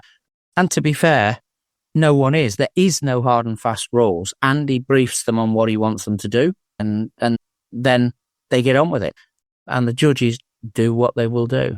But that is one that we're going to talk about, actually. To be fair, I shouldn't probably have raised it here. But it's one we would talk about, because why are we doing that? So we need to just look at that. But nonetheless, supermodel, and very deserving of an award. But some of the stuff in there, some of those huge dioramas that Agora was sponsoring at the back wall there, I mean, wow, they're just incredible. And fantastic of these people to sponsor us like they did. I mean, those modelers got cash, as a prize, because Agora they're only just getting going, so they haven't got product to kind of give, so they gave cash. It's tremendous just how much people support that contest and how much kudos that gives it. There were 853 models on the tables in total, slightly up from last year. But again, to emphasise the thing I always will about Telford, there's some fantastic models in there, absolutely amazing, stunning quality, the best you'll see in the world to quite an extent. But you go and look around the rest of the halls, you're going to see similar sort of models as well. Yeah. It was nice to see an actual kit get the overall win. Yes, it was. That was great, because for the past few years, it's been like some super amazing scratch-built thing, hasn't it? It has, yes. And for me, I thought it makes you feel as though you stand a chance. You've not got to build something and I agree. Supply God knows how many pictures and photographs of the build. You can buy a model and you can do that and you stand a chance. Overall, it is down to the modeller's skill on the day and the judgment of the judges. Oh, absolutely, yeah. So the first in show was what scale was the Phantom? 48. 48 scale Greek Phantom. Balders was one of the judges on that. I gave it gold. Yeah, rightly so. It was unbelievable. Piece of modelling. We designed it all. He literally designed the 3D printed stuff. He printed all the stuff. So all the engine bay was open. He dropped an engine, so it was all weathered in there. The avionics were open. The gun bay. Is that lot not readily available, Mike? Is that not like off-the-shelf parts? AUP parts in 48th and 32nd are so hard to get hold of. Nobody really does it in 32nd or 48th because it's an upgrade. It's just like, now I know Meng have just brought out the 2000 Terminator Phantom because it's got the RIAT scheme on it and they've redesigned that. But regarding the Greek Phantom, nobody seems to be doing the cockpit sets for him to turn it into an AUP. It's bizarre. I think the difficulty with a Greek is that paint finish, getting that grubby, because they're not well known for keeping on top of them, are they? I don't know. I think they paint them that colour, don't they? They come out of the paint shop. They look filthy, innit? But it's the weathering though, Paul. It's the weathering on them. Is like once they're painted, they don't seem to wash them. They just exactly that dirty, grubby look that looks fantastic. Yeah, they are the kings of giving weathering people something to go at, aren't they? The Greeks. Look at the Corsairs, the A7 Corsairs they had. Yeah, everything was the same, wasn't it? In their they've got, is it Raphael's now? They're heading down that route. Is it Raphael? Yes. Yeah, but it's and an incredible example. And the guy who built it is Greek, isn't he? It was a fantastic model. And a credit to him and a credit to the other competitors, I think. The whole thing was just unbelievable. And speaking of the winner of Best in Show, we are joined by the winner himself, Kostas Dimitriadis. Welcome to the show. Your F4E Phantom was really impressive and impressed everyone that has seen it over the weekend. What was the main idea or inspiration behind the build? There was no specific story I wanted to tell with this build.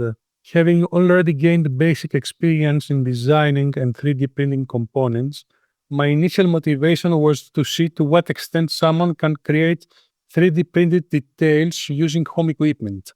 Details that are not available on the market and in the highest level possible. In this sense, the project began as an experiment. And like any experiment, it carried a certain degree of risk or failure. Thankfully, the experiment worked out unexpectedly well. I had many ideas on what to build, but I concluded I wanted a Phantom. At first, I considered a British Phantom, FG1 or FGR2 because of their uniqueness. The required conversions and the lack of sufficient reference material by my side encouraged me. So I ended up choosing a Greek F4, which I had plenty of reference material available. My initial thought was to build it in the 32nd scale, which would be impressive, but on second thought I felt it would be better to stay with the scale I'm used to, the 48th. As a base, I chose the Zukimura kit, which I already had in my stash. From that point on, the vision was clear, a Phantom as super detailed as possible. So you use the Zukimura kit as a base. Yes. How much of the original kit is in the build or the finished model? Well, the main fuselage, the wings, the top wings, and from the bottom I removed all the parts that provide access to the engine bay, and actually that's it. Okay. Thank you, Kostas. It's really good to have you on the show. The weathering and the finish behind your F4 Phantom look incredibly real. How did you approach the weathering, and what techniques worked best for you, and what paints and products did you use? Regarding the weathering, let us first consider what the real appearance of aircraft in active service is, where maintenance is frequent and targeted. We observe that wear and tear is mostly localized. There are areas that remain clean and others where use leaves more pronounced marks. The interior wears differently from the exterior, just as the surfaces around the cockpit wear differently compared to the engine area or the landing gear base. Furthermore, wear and tear is not uniform nor symmetrical, and certainly not of the same shade everywhere. The operational environment and the weather condition in which the aircraft operates play an important role. Dirt and wear and tear do not appear all at once, but accumulate gradually. For this reason, I do the weathering in thin layers, carefully, avoiding exaggeration and harsh, unnatural contrasts. All of this is based primarily on the careful study of the real aircraft. Reference material is the most important guide. Look for photos of the aircraft type that interests you, from the period and the air force you want to represent, and pay special attention to the individual systems. Observing the real thing is what determines the correct level of wear and tear and ensure balance without excess. In any case, the general rule is nothing in excess. The second part of the question, which concerned technique and products. There is a wide range of products that completely cover every need the modeler may have for building and weathering their models. In my case, regarding the main airframe, after the initial priming with Ultimate Primer, I painted with MRP colors. I mainly use acrylic paints, but I chose MRP for their ease of use with the airbrush and their durability.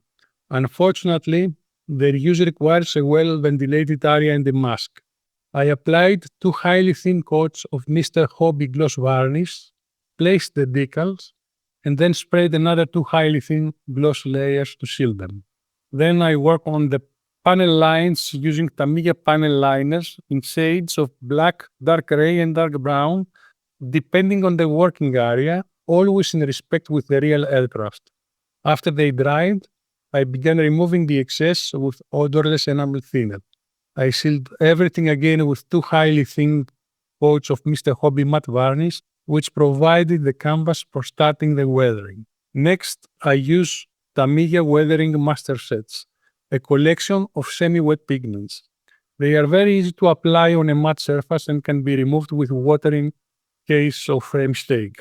When I was happy with the result, I sealed it again with 2 highly thin coats of Mr. Hobby Super Smooth Clear Matte Varnish, and then selectively airbrushed small amounts of the base color to create a tone variation.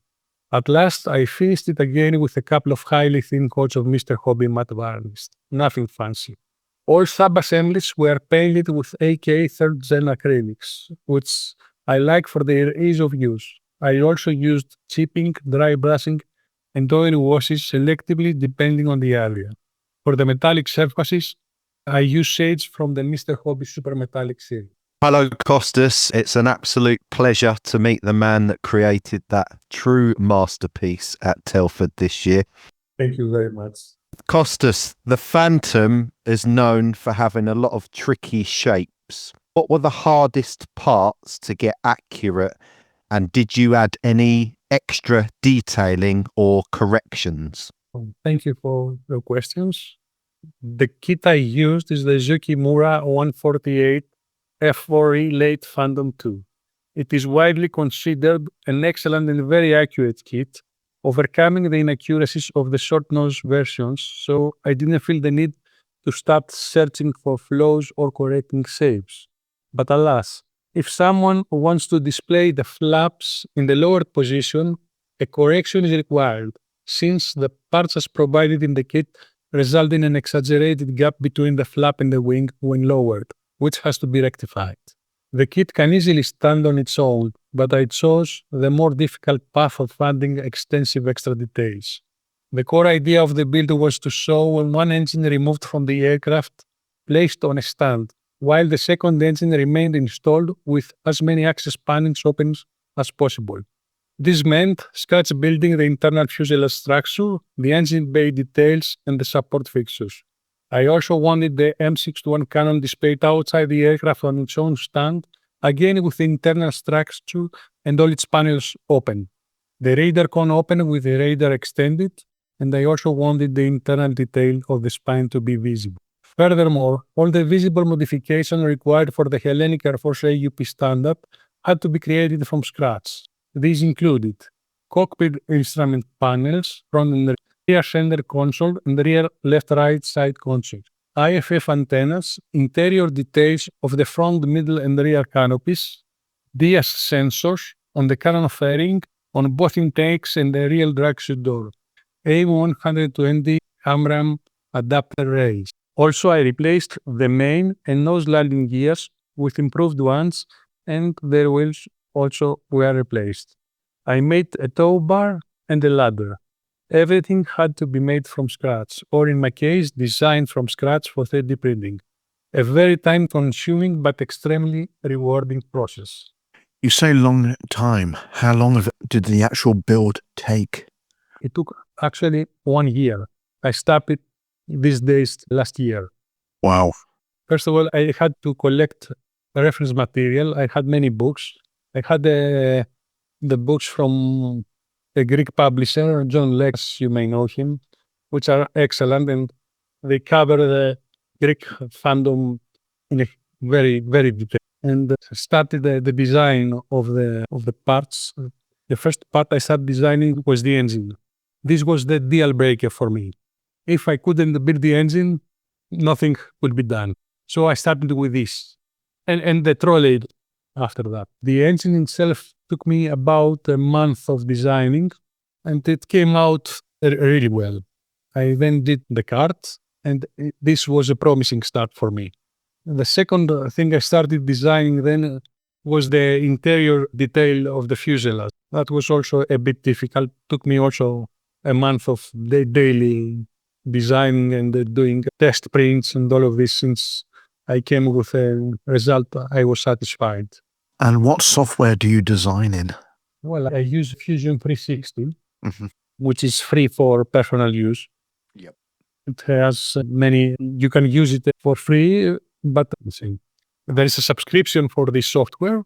But if you choose to use the free version, you can accomplish almost everything. So it is not a big deal. But it takes a huge learning curve. Yes, I know it only too well. Your build balances precision and artistry very well. How were you able to keep that balance when you were working on a competition level model? For me, technical accuracy is always the starting point. It's a prerequisite whether I build something for my own enjoyment or even more so for a competition model. It's something I admit I never achieved perfectly, but it remains a constant aim. Beyond that, I want a model that draws the eye without exaggeration. A model that wins you over gradually, first with a strong focal point, in my case the engine on its cradle, and then with small details that reveal themselves the more you look at it. Many subtle points of interest that won't steal the show, but work together to give depth and visual harmony are for me the key to balance. A model that, even if it isn't technically perfect, has something that pulls you in. To achieve this, I use a very simple but highly effective trick. After completing each stage, I place the model somewhere I can see it from about a meter away. I do this deliberately because at that distance I stop seeing it as a modeler searching for details and start seeing it the way a viewer would. I then go on with my usual activities, and at some unexpected moment, I turn my head and look at it without preparation. That instantaneous and intentional glance is extremely important. It is the only look that it isn't biased by the long hours spent working on the model. When you work on the model continuously, your eyes and your brain get used to the details and often fill in the gaps. As a result, you lose the ability to notice small mistakes or visual inconsistencies that can actually disturb the balance of the finished model. With this method, however, I regain a neutral view as if I'm seeing it for the first time. And that's when things appear that I wouldn't notice up close. I correct them immediately and repeat the process. The goal is for the model to give the same feeling you get when you look at the aircraft from a few meters away. A model that may not be perfect, but has that something that makes you come back and look at it again. That is really interesting. That worked great for me. And it must be refreshing as well to be able to leave the project and come back at it, as you say, with fresh eyes, to be able to see it almost like for the first time. It's exactly like that. I saw many things. So while on the couch and watching TV, turning the head and seeing the model with that unexpected glance and saying, what was I thinking when I was doing that? Yes, it's extremely revealing. Very good. Very good technique. It is indeed, and if you haven't tried it, just try it. Oh, I'm going to now, I can assure you. You will be surprised what you will find. Oh, I'm worried what I will find. That's what's actually concerning me. Okay, Dan. Kostas, just listening to your answer to the last question. Yes.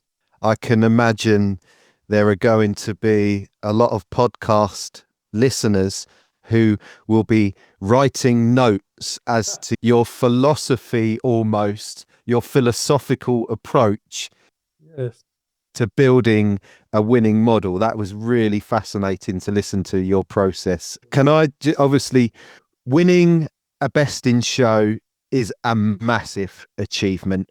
Which part of the model are you most proud of, and what advice would you give to other modelers aiming high?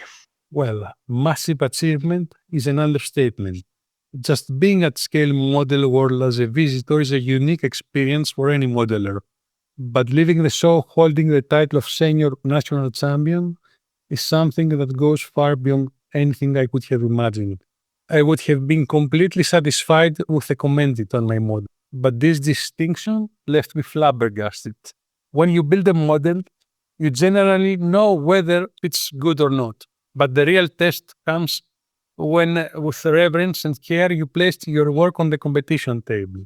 There, no matter how much confidence you have, no matter how many dreams you might have for an award, because let's be honest, you don't go to a competition just for the participation.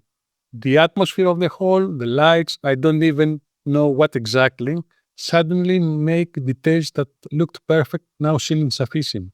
You look around and see the quality of the other entries.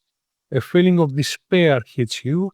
It's the moment you say, what am I doing here? But you cannot also stop admiring the competition.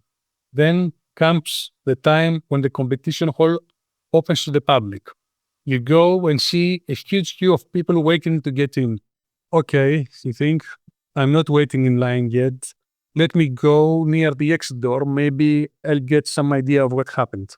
And suddenly you see something that, although you instinctively know what it means, you refuse to trust your own eyes. A few seconds later, you realize that your model is on the table with the best from each category. Okay, now that is a surprise.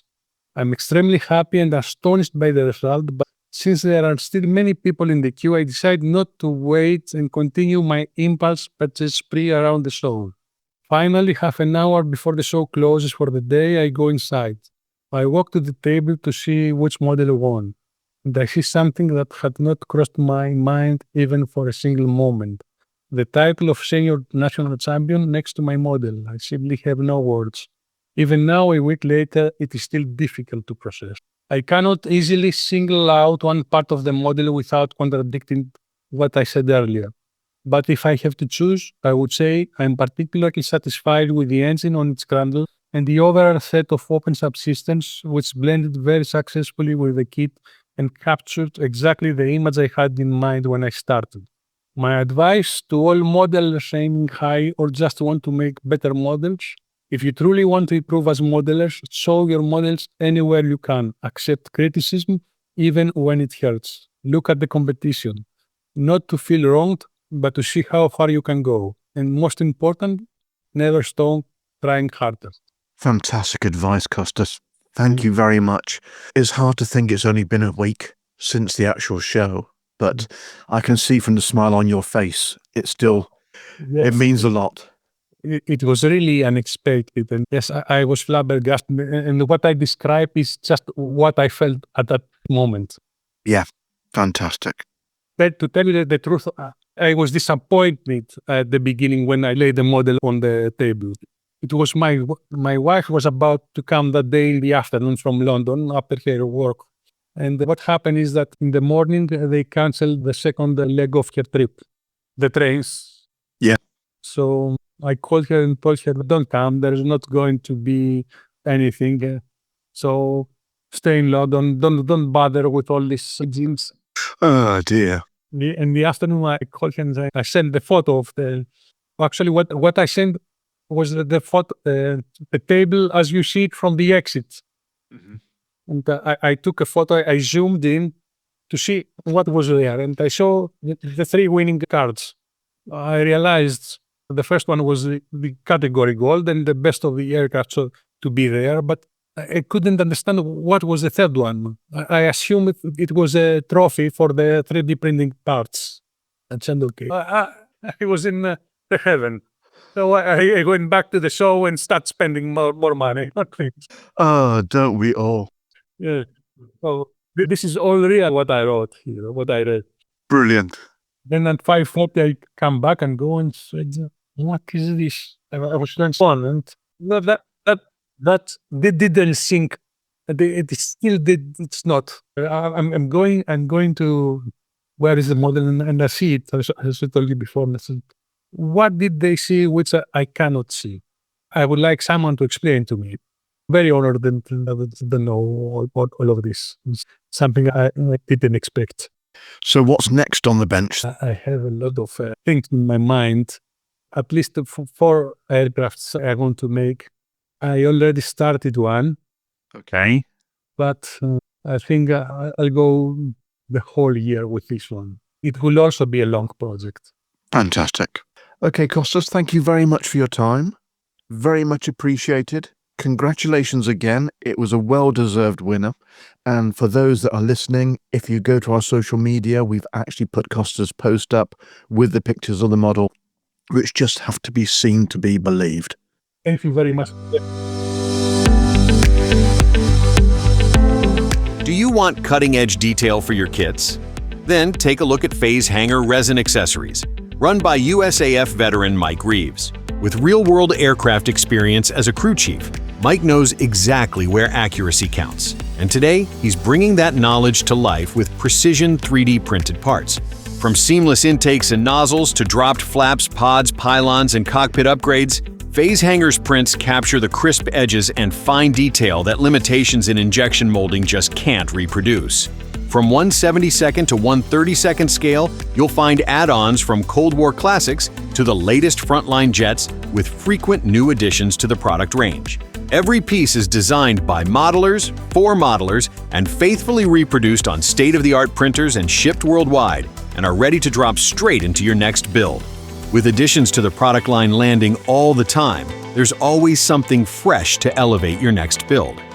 Explore the full range at phasehangerresin.com and follow Phase Hanger on Facebook and Instagram for regular updates and inspiration. Phase Hanger Resin Accessories. Authentic detail designed with a veteran's eye and available to modelers everywhere. Phase Hanger is a proud sponsor of the Beyond the Box Art podcast.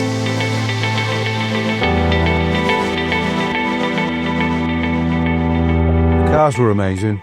Them cars were absolutely stunning. Them paint finishes were, I could only dream of doing something like that. Out of this world, some of the finishes. Well, as I continually will say, and I'll say yet again here, look at the other tables as well. Oh, yeah? I think I saw models in the halls that could have been on that top table for the best of show without any problem. Absolutely. But not everybody wants to enter the contest. They want to build it because they're doing something for a theme or a personal tribute or a history project, and they're not interested in contests, and that's fine. And the quality is unbelievable. But also, there are less good models on the tables.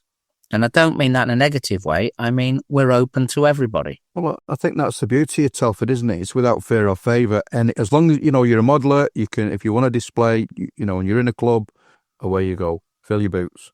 We had on the West Riding stand, which is my local branch, there was a model on display, which is the first scale model ever built by the person exhibiting it. Wow. And it was on the table. Was it in the running for any sort of class? Of course it wasn't. No disrespect, but it wasn't.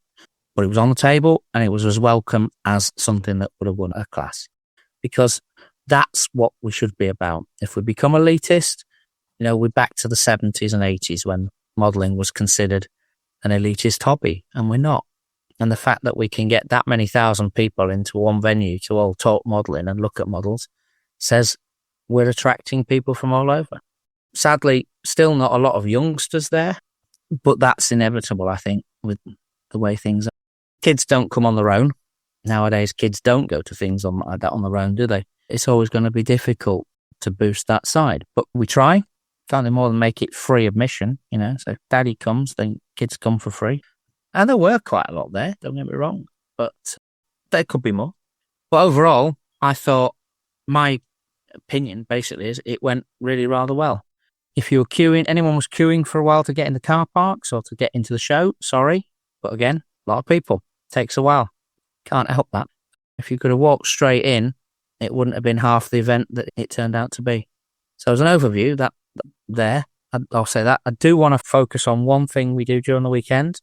I know you're going to mention it later as well, but I'll throw it in here, which is that for those who go on a Sunday, we always do our remembrance event, which I'm involved in helping to put on there.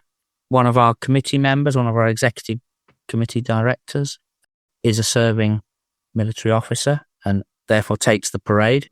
A gentleman who actually isn't an IPMS member, supports us from the centre. He's an ex-military person. He runs parade master.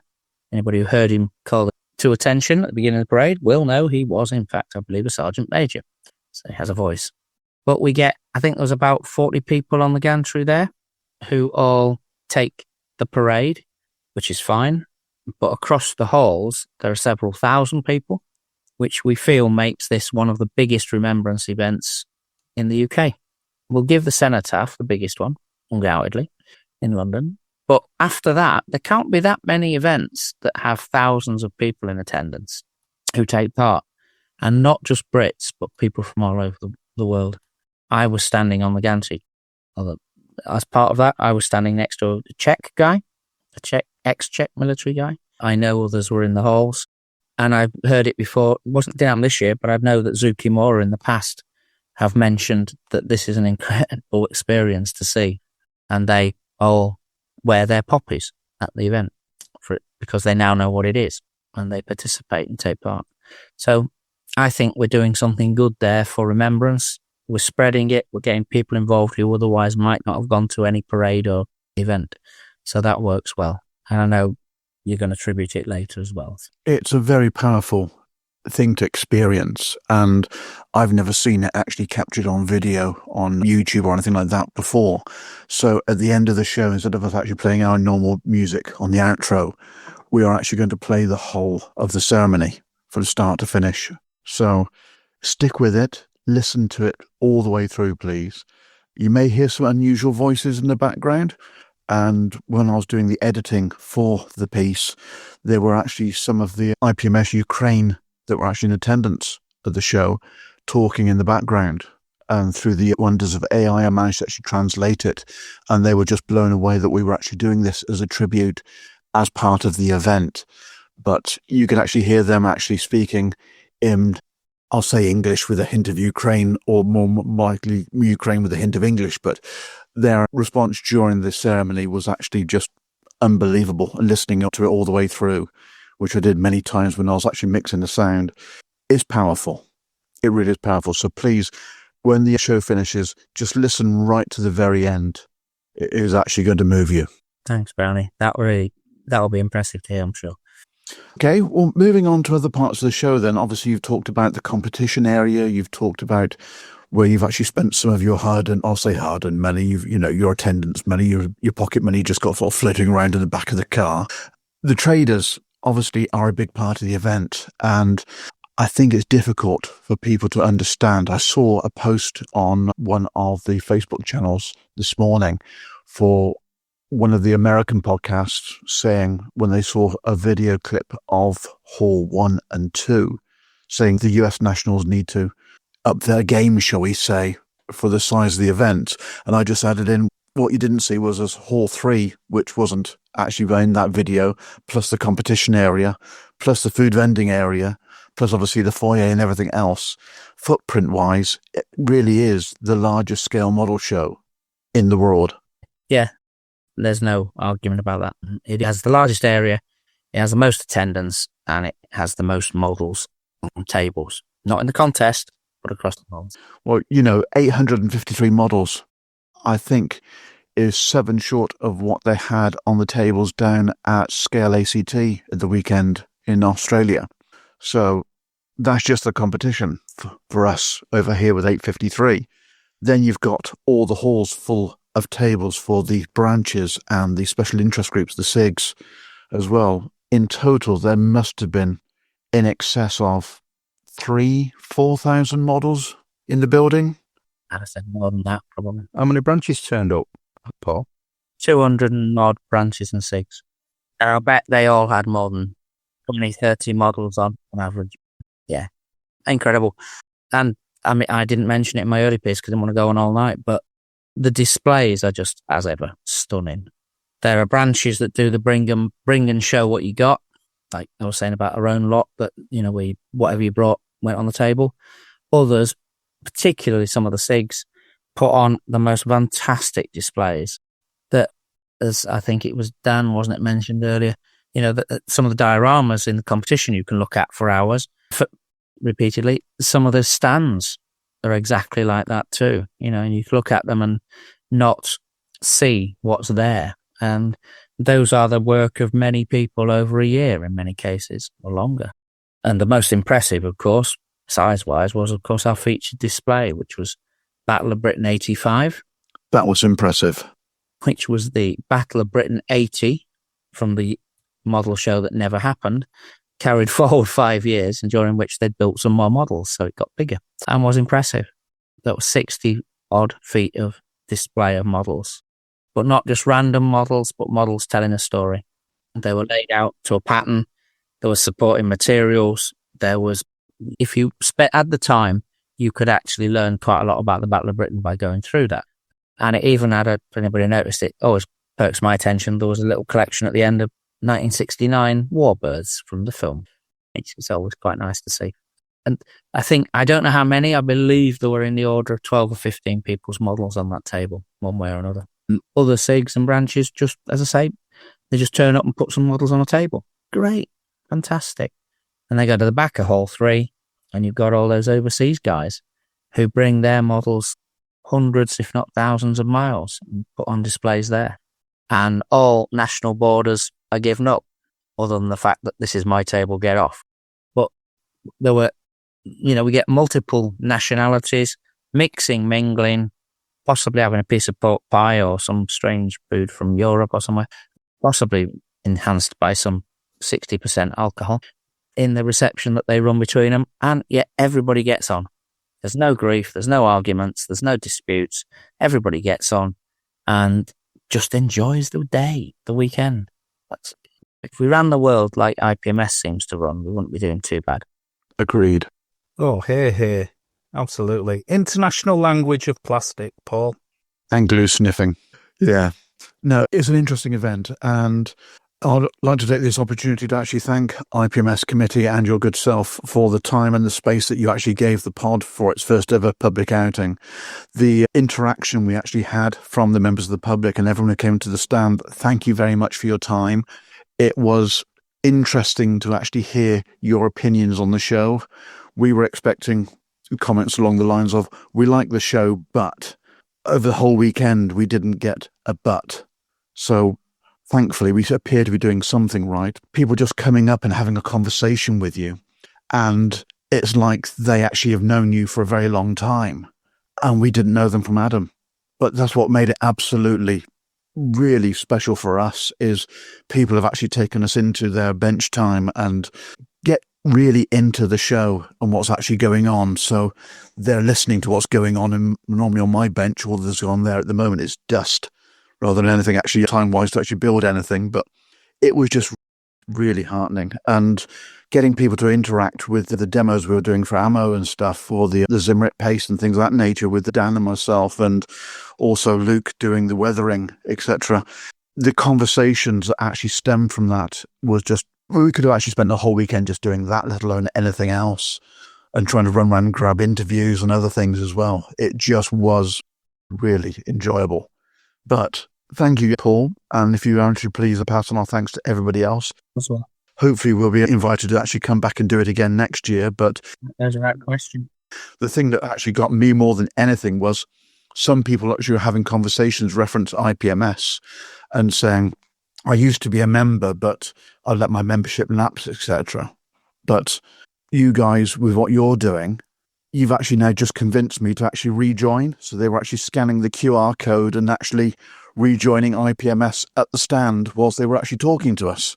So thanks for that. It's worked from both sides. And that's exactly what we think. We were able to share with the members on Saturday afternoon at the branch and SIG leaders business meeting, and also at dinner in the same evening, that our membership as of 4:00 on Saturday was 5,253. That's from memory. I hope it's right. It's the right numbers, maybe wrong, the twos and threes. But either way, we're well up there, past 5,000. Highest membership that IPMS UK has ever had. And that is not achieved by people like by me, by the board, by our inner ring of volunteers. It is achieved by every member who is helping us make the society something people want to be part of and to feel that they're benefiting from. And this year, we've added a new arm to that, and that's we have a podcast now. We never had one before. We never thought we'd have one before. We now do. And it's amazing. You guys are absolutely helping us out no end. And what you just described, exactly what we'd like to see, Peter. Bloody superstars we are. You are. Yeah, absolutely. Great. You're a good bunch of guys. And it's good fun to come along and chat like this. Happy to do it anytime, anywhere, within reason. Steady. Nobody asked me for my autograph, though. That's the only thing. I got asked. Did you? Yes. Blimey. Tell you what, I'll do that at Welton then, Wongi at the show, because that'll be... Oh, cheers, Paul. Then you can be media celebrity, show organiser, and... Yeah. I'm Mark. If you get a Sharpie and get a mug signed or something. I saw lots of people turning around when they saw me, doing a beeline elsewhere. Yeah, running away. Happens with me too. I think what you're experiencing there, though, is the feeling that, of why I've done this for so long as I have. It feels great to be part of something. It feels great to have friends that share a hobby that if it wasn't for sticking silly little things together and painting them and putting them on tables, you'd never have met these people. I mean, I would know one of you on this podcast if it wasn't for IPMS. And yet now I've met you all. Most of us have bumped into each other at shows and around the place. And we become friends that way. Exactly. It's not just about the show itself. It's about the friends that you actually make. And I know that other pods have actually said around the world, it's exactly the same where they are. It's the camaraderie in the hobby. It's not so much just the actual event, is what goes on outside of the event as well. And for some of us who are actually up at 3 o'clock in the morning, what time was it you went to bed Sunday morning? What, me? Paul? Yes. Sunday morning was relatively, it was earlier than I have in some cases, but 10 to 4. Yeah, exactly. What an heavy night that must have been then, eh? No, it's become something traditional to sit in the Holiday Inn and keep the bar open till then. Sorry. I was going to say that I had a really good conversation with someone on our stand, and he was asking me about one of my builds, and then he said, "What do you do for a living?" And I told him. I said, "What do you do?" He said, "Oh, I'm a builder. I'm a bricklayer." And I said, "Does anybody else know on your building site, any of your mates, do they know what you do for a hobby?" And he said, "No." And I said, "Why not?" He said, I don't know, because they're going to think, oh, it's kids' toys in it. I said, this show is like outside, there's people walking around that high street. They couldn't give two hoots about what we're doing in that hall. But for all of us in there, it's such a buzz, and it's like it's our thing. It's like it's our celebration, as well as buying stuff as well. But you get to talk to so many people. And Brownie, you said it on one of the posts. Don't be British. Don't walk around with your head down. If you see a build on a table, I tell you what, you've only got to say who built that. I mean, inevitably, they'll probably be off shopping, but eventually you can end up with a conversation with someone that you've never met, but you've all got this one thing of sticking bits of plastic together and painting it, or whatever the medium is. And conversations can go off in so many different directions. You can end up, I've met someone, as I said, Dan Whitlock, who I've been wanting to talk to for ages, who's a bit of a dude when it comes to B-17s. And we're now chatting to each other on Facebook, and he's going to come to our club show and he's going to have a stand there just by instigating a conversation. We really need to do more of that as visitors to the show, because you'll end up having the conversation will go off into some fantastic places and you'll learn so much as well. But yeah, start the conversation at Telford and who knows where it will take you. Well, that leads us on to something else that we've actually were talking about during the show, and we've alluded to previous to this episode, but we are now going to be having a branch or a SIG on every episode going forward. And we were talking to some of the branches, etc., and explaining about what the pod is. And people, I'll say, of a more senior age were sort of saying, "Oh, but I don't want to watch something on YouTube." I said, "No, we've all got faces for radio. It's absolutely fine. You haven't got to worry about that." And when you explain it, I think I overheard that. I heard you say that. I thought, who's he talking about? Yeah, apart from me. You resemble that remark. No, it is a case of when you explain the show is basically a radio show, and you could just see them stop and think and then realise, well, instead of listening to the radio, I could actually listen to something about scale modelling.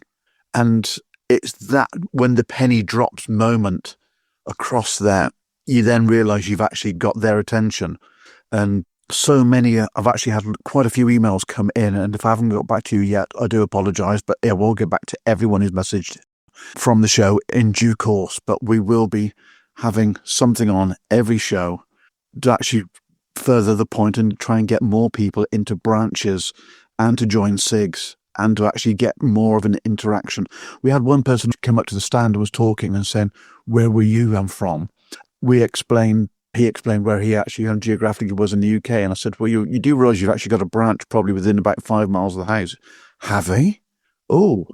And basically I got the phone out, went onto the IPMS website, said, "Yeah, it's here." "I didn't know that." "Oh, I'll have to see about going there." UK.org. All the information's there. You just need to have a look at it. "Oh, I'd never really looked at the site before." It's a resource. It's there. Take a look at it. As British, we are terribly bad at doing that sort of thing some of the time, aren't we? Yeah, very much so. And as I say, something I really emphasise is clubs and branches particularly need to be welcoming of people. If somebody actually takes the trouble to contact them, or even more, to turn up at their venue, they really, really must welcome them, make a fuss over them, and get them on board. Exactly. Yeah, it's vital. And it's so good for us all, I think. The more we can talk, the more we can meet people, the more we can share. Because half the time, we're not even talking about the hobby. We're talking about other stuff. Exactly. It just takes us out of those little shells we all put around ourselves. And I think it's just invaluable. And there's so much kindness there as well. Invariably, we had a couple of comments I saw on Facebook before the show. People said, "Oh, is it okay? I'm not very able, so I can't get around very well." And branches were bouncing up saying, "If you need a break, just come and stop by. We'll always have a chair for you. We'll probably have chocolates and cake, and come and spend time with us." You'll never be far from a friend at a model show. It's just a you haven't met. No, absolutely fine. Absolutely fine. Okay, Dan, it was your first ever Telford. Talk about a baptism of fire. What were your thoughts of the show? Well, my Telford weekend started with my first visit to Cosford as well. And I didn't sleep Thursday night properly. I was up with the lark on Friday morning. I left when it was dark. I was so excited. I thought, I just need to get there now and get this. Did you feel like a kid again on Christmas Eve? I really did. Mate, I had an advent calendar. I've been counting the days. I'm not worried about Christmas. For me now, it's the big model shows. And so got out of the car, started walking, and I bumped into none other. He didn't know me at that point, was Mr. James Skiffins, who he's such a character. And we ended up walking round. Well, I sort of tagged myself onto him. And straight away, do you know what? By the end of that, I felt like I'd known James for years, and it's that camaraderie thing that we've all got in common. So I did that, and then obviously we set up on the Friday night, and then come Saturday morning. Wow, all I can say is I looked out and saw the queue before the public come in, and that first couple of hours, I have to say, was quite overwhelming for me. It was just a bit of an assault on the senses. The din of the noise of thousands of people just talking in halls. I went to bed that night with that sound in my ears of thousands of people just talking and getting to meet so many listeners. You're looking at traders, you think, I want to go and see that. I want to go and see that SIG. The Land Rover SIG were there. I didn't even get to look at their stand until Sunday. And I think by then the chap that runs it were off. They were obviously off out shopping. I think Telford could be a Friday as well, whether that would be viable in the future. I think you need, if you want to look at every single SIG, every group, because you'll spot builds on every table that you like, at least something, and look at the traders and look at the competition. Don't forget, there's that catch up. That's a biggie. And catch up with friends. Yeah. I mean, the time just evaporates before you know it. You're like, there's only 2 hours left. All right, we get to do it again tomorrow. And that goes just as quick as well. But the remembrance service for me was a real nice, natural sort of just stop and break. And for personal reasons, when I hear the last post, it does sort of get me in the throat, and it certainly gets a bit dusty behind the glasses. And that's a real nice reset moment. And I think it's a moment to reflect that what we're doing is sticking bits of plastic together is nothing compared to, like you say, the society and talking to people, because we do spend a lot of time looking at screens. Modelling is can be a very solitary hobby. So the social side of things is really important. And I certainly got a huge boost of that this weekend, and I can't wait for the next show, Bolton. I can't wait for the next Telford, and I can't wait for the next whatever the event may be. Dan, are you coming to Bolton then? Booked in, mate. We'll be there. A few of the good man. A small West Norfolk team are going to be there, and William, my son's, coming up to that one with me as well. So yeah. If there's a competition, maybe he'll get something on a table, or if it's an open format, I don't know. But he's certainly keen. The bug has bitten. It is Gundam heavy, but maybe that will lead on to other things as well. But so what if it does? It doesn't matter he can build whatever he wants to build, as far as I'm concerned. The box art stand's going to be there, isn't it, Brownie? It is indeed. Yes. And we've also got somebody from Ammo coming as well. Oh, lovely stuff. I will say the demos did seem to go down very well. And I think people were quite surprised to see someone actually doing something there, like modelling or demoing something. I only caught the tail end of yours. I wish I'd have seen Luke's, because he was going to, I forgot what he was going to show me now. What did he use? Did he use those? Yeah.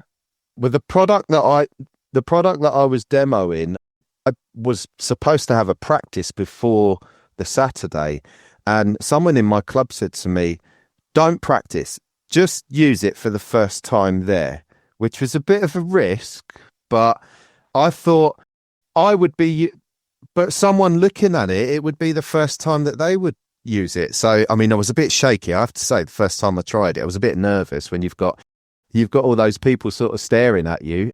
And I used it for the first time, and I said, well, there you go, that's proof. And I could honestly say to everyone, look, I've never touched this stuff before. This is my first time using it. So, yeah, it was really good. That then conversation started. Someone mentioned to me this Zimmerit paste. He said, I don't do armour, but this could be used for render on buildings and stuff. I said, well, I didn't even think of that, you know. And it's just starting that conversation, then see where it goes.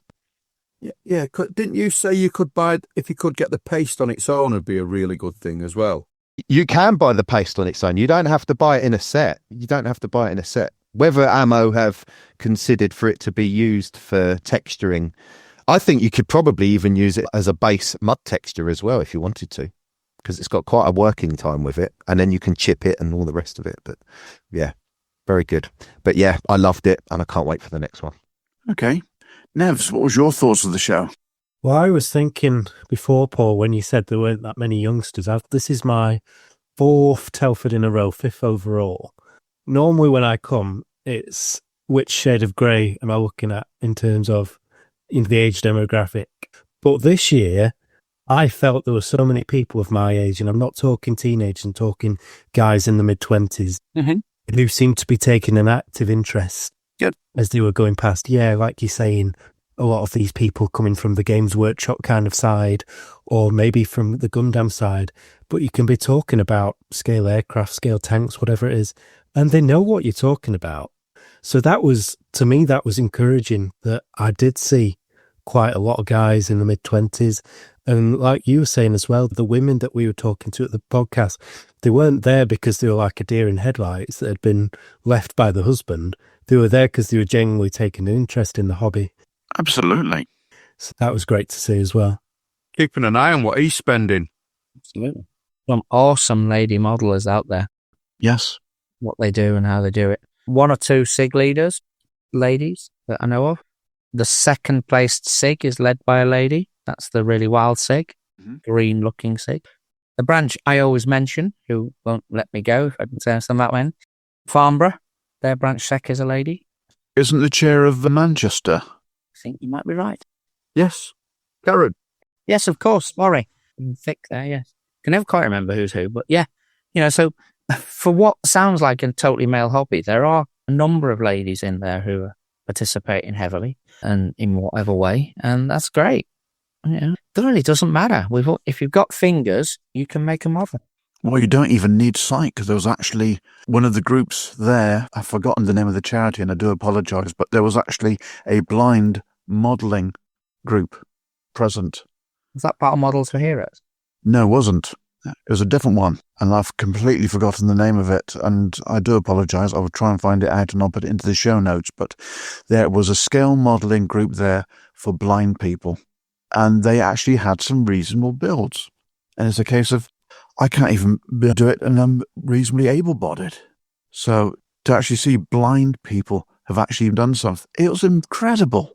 Absolutely incredible. We can bring in anyone and everyone. This is what it's all about. It's a fully inclusive hobby. Fully inclusive. We have neither creed, colour, size, scale, race, sex. You know, really does not matter. No, not at all. Really, really does not matter.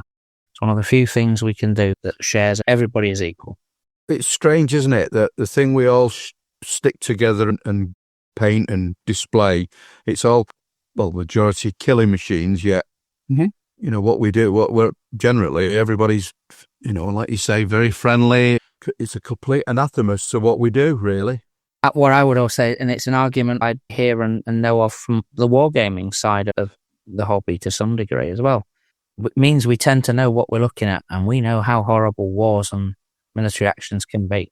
And probably makes us a darn sight safer people in terms of we don't go out and promote the use of these things. We tend to be promoting the memory of them, which is, again, the remembrance thing. You know, I have no problem at all about somebody having a model of Enola Gay on a table. Yes, the machine did a horrible thing. The argument about whether it was the right thing or not, that's political. It's a different question. That was the machine, mate. It was the men that was in it, really, wasn't it? But the machine did what it did. But it's a darn sight better that we have something that prompts the memory and prompts us to think about it than we try and forget it. Yes, absolutely. That is, sorry, I've gone dangerously political there. Yeah. Let's bring you back in, Paul. Okay then, moving on then. Boulders, your thoughts on the show? I didn't see much of it Saturday. Obviously, we're setting the Bolton Club table up with Wonga. Don't forget, we were trialling a new system, weren't we? Yes, we were. New 3-tier system. The talk of the weekend was dolphins, if I remember correctly. Yeah. Can you see the dolphins? Can you see the dolphins? Yeah, 400 scale dolphins. Yeah. It feels like I've gone into the Twilight world here. You had to be on the Bolton stand to understand where that comment comes from. There was, just to give everybody a view, just imagine, what kit was it? The Revell Aida, was it? Yes, the 1-400 cruise ship, the German Ida, I would say. Yeah. So one of our members had built this kit using the good old water technology that I've pushed onto the club. And he added in some 1-400 scale dolphins, which you could hardly see. But he was asking people to just lean forwards and have a look, which everybody was sort of shirking because there was a lot of people leaning forward, but there was a lot of models in front of him. So anyway, we tried to wrestle them back and just say, zoom in with your camera instead, it's easier. But yes, but you had a really good model on the table. Yeah, the KG5. Yeah, we had a lot of discussions. Yeah. Again, was a late night, but yes, we did. There was a lot of midnight oil burnt on that. Completed the base Friday morning, and then there was a suggestion made at 11:30. Are you painting the edges of the base? And I was like, well, I didn't think about it, but he went, it'd be better. So luckily enough, my other half used to do some prop set painting for primary schools, and that when she was a teacher. Luckily enough, she had some black paint that worked a treat, so within 20 minutes it was all painted. It did look good. It was impressive. I think it looks better with the smoke on and that, making it look like it's alive and obviously having the guns turned. But yeah, I think I've got the shit bug a little bit at the moment. So like I say, it's just something different. Just for clarification, that is ship with a P, because you said you had COVID. Yes, it's ship with a P, not with a T. But going back to Telford, this year was my first year judging. What an experience it was. I thoroughly enjoyed it. Wasn't easy by any means necessary. Am I allowed to say what classes are judged, or am I not allowed to? Your choice, I believe. So I actually judged the junior class. Wow. Which, to be honest, I thought was very impressive considering, you know, there's not many junior modelers out there, but when they actually do something, they actually do a really nice job. Now, like I said before in another conversation, the one that really impressed me was from a 15-and-a-half-year-old from Switzerland who took gold for a 120mm US Army figure, the first in Bastogne, and it was phenomenal, absolutely phenomenal. And the really thing that got me was that he'd learned to paint figures by watching YouTube. It was his sort of like first figure. He broke his leg, was pretty bored, and then decided to paint this figure. And I was just like, I hate you. And that's why the competition is what? Chance for you yet, mate? Keep watching that YouTube. Figures are out of my depth massively. And then there was, now I obviously didn't mention this on social media, there was a post on regarding an 8-year-old who had entered 3 models into the competition. And for an 8-year-old, I was like, if I could have produced something like that at 8 years of age, I think my modelling skills would have been a lot further on than they are now, because you're not quite there at 39. If you could actually see the look that he just gave for the, it's going to be. I'll get my own back. Don't worry, Brownie. I'll get my own back. Definitely handbags at dawn and that. So yeah, so I obviously judged that. There was a couple of other bits and pieces that I did. Obviously, I did a couple of other classes as well. And yeah, it was just so hard, the level of detail that was done to them. And yeah, it's the competition side of it is a tough job. It's not an easy feat by any means necessary. Like you said, the Agora models, I judged that with a couple of other judges. Some really, really good stuff. Obviously, the one that got it was the Optimus Prime with battle damage that looked like he'd passed away. And there was loads of weeds and vines all over him. It just looked absolutely superb. And yeah, I was gobsmacked about the price pot for that, for the winner, which I thought was pretty impressive. Yeah. What did they get? What did they win? It was £1,000 across the class. Wow. Across the winners, yes. Oh, across the class. Not blind. I was going to say, God, some kits you could buy with that. But that's not the only one where there are prizes like that. I mean, the Hannons do it as well, and Hannons do a couple of trophies, yeah, based on decals. And they give away vouchers for their store. And Airfix tried to recreate a picture from one of their catalogues from about the 70s where they buried the winner of their class in kits. Which was, now I actually remember it, and they didn't, because Dale's nowhere near old enough to remember it. But the way they tried to get this guy to pose, it really looked as though they were doing that catalogue picture of somebody holding all their super kits and mega kits and everything. And so there's some very generous donations of stuff that gets given away. I mean, we picked on Agora this year and focused a little bit because they were new, but others do the same. I mean, let me ask you, you were judging for the first time. I personally find judging competitions like this, in a way, a little bit negative at times, because you actually end up having to look at models and just try and find things that are wrong with them. Yeah, absolutely. Which is a little bit depressing at times, because that's the only way to divide them, isn't it? Yeah, I found it a bit daunting, to be honest with you. A bit worrying. Well, you're nitpicking at the end, because you were all so good. Exactly. And at the end, you're literally looking for the smallest of fault. And for me, I found it quite a bit, because somebody's going to be disappointed.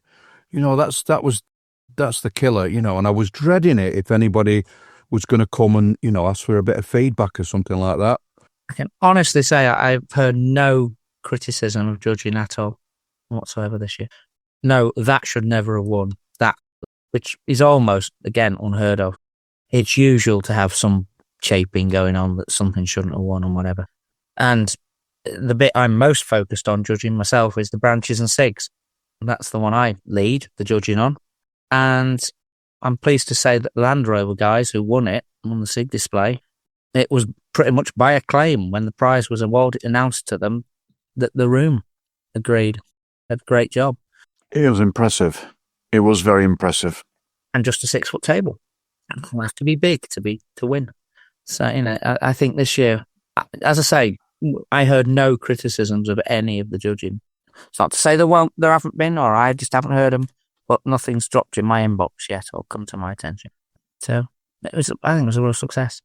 Mark, what was your thoughts on the event then? Well, the usual thing whizzes by before you know it.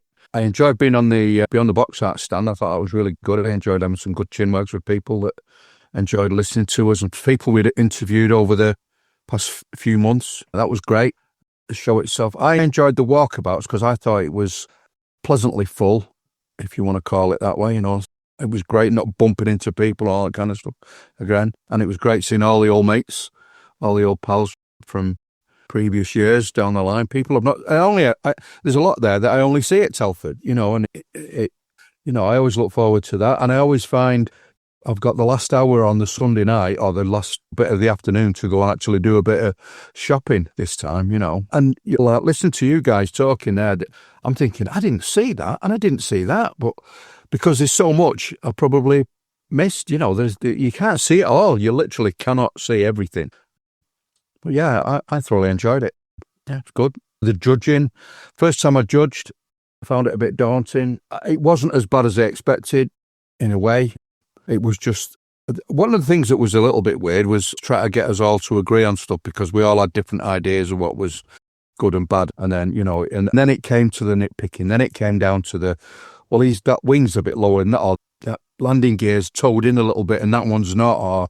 And then we're looking for canopies that were a bit wonky and a bit askew, and all kinds of stuff. But yeah, it was good. We got through it. And I think the order of our choice was good. The main guy, because luckily while you're there is somebody you can ask, the chief judge, and he can have a look at, and he will agree with your decision, or he will ask. And he did ask, why have you picked that out and what's kind of wrong with it? And so we kind of explained it to him, and he was happy with that answer, and that was that done. So that was good. Yeah, that's it.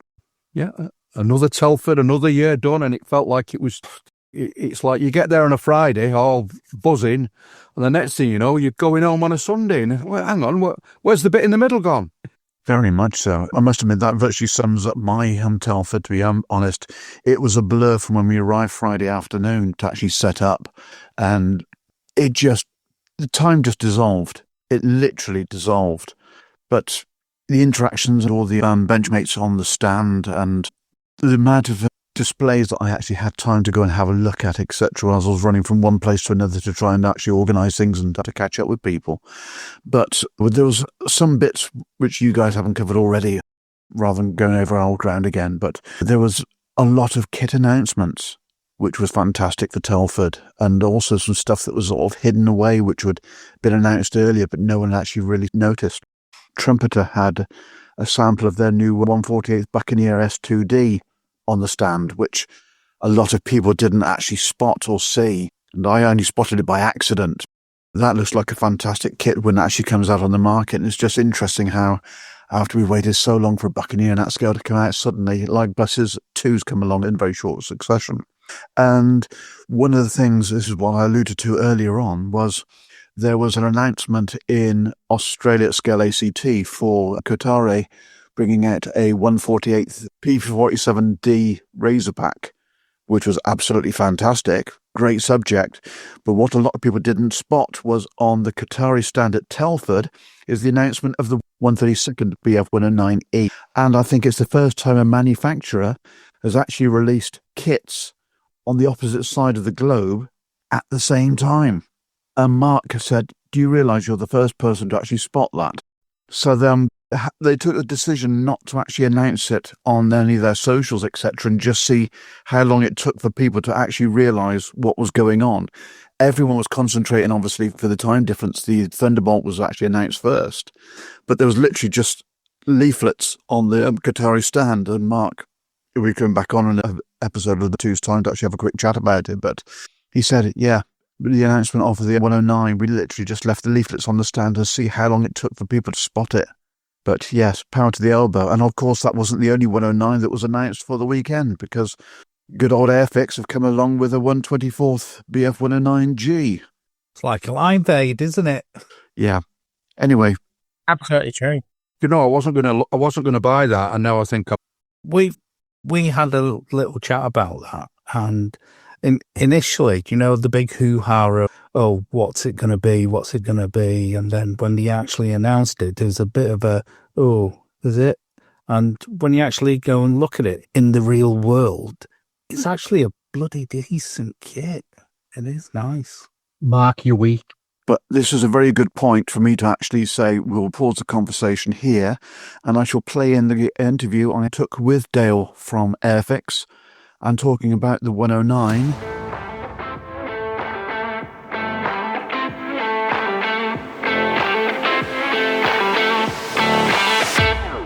I'm still with Dale from Airfix, and obviously the big news at the show this year is the release of the new BF109 in 124 scale.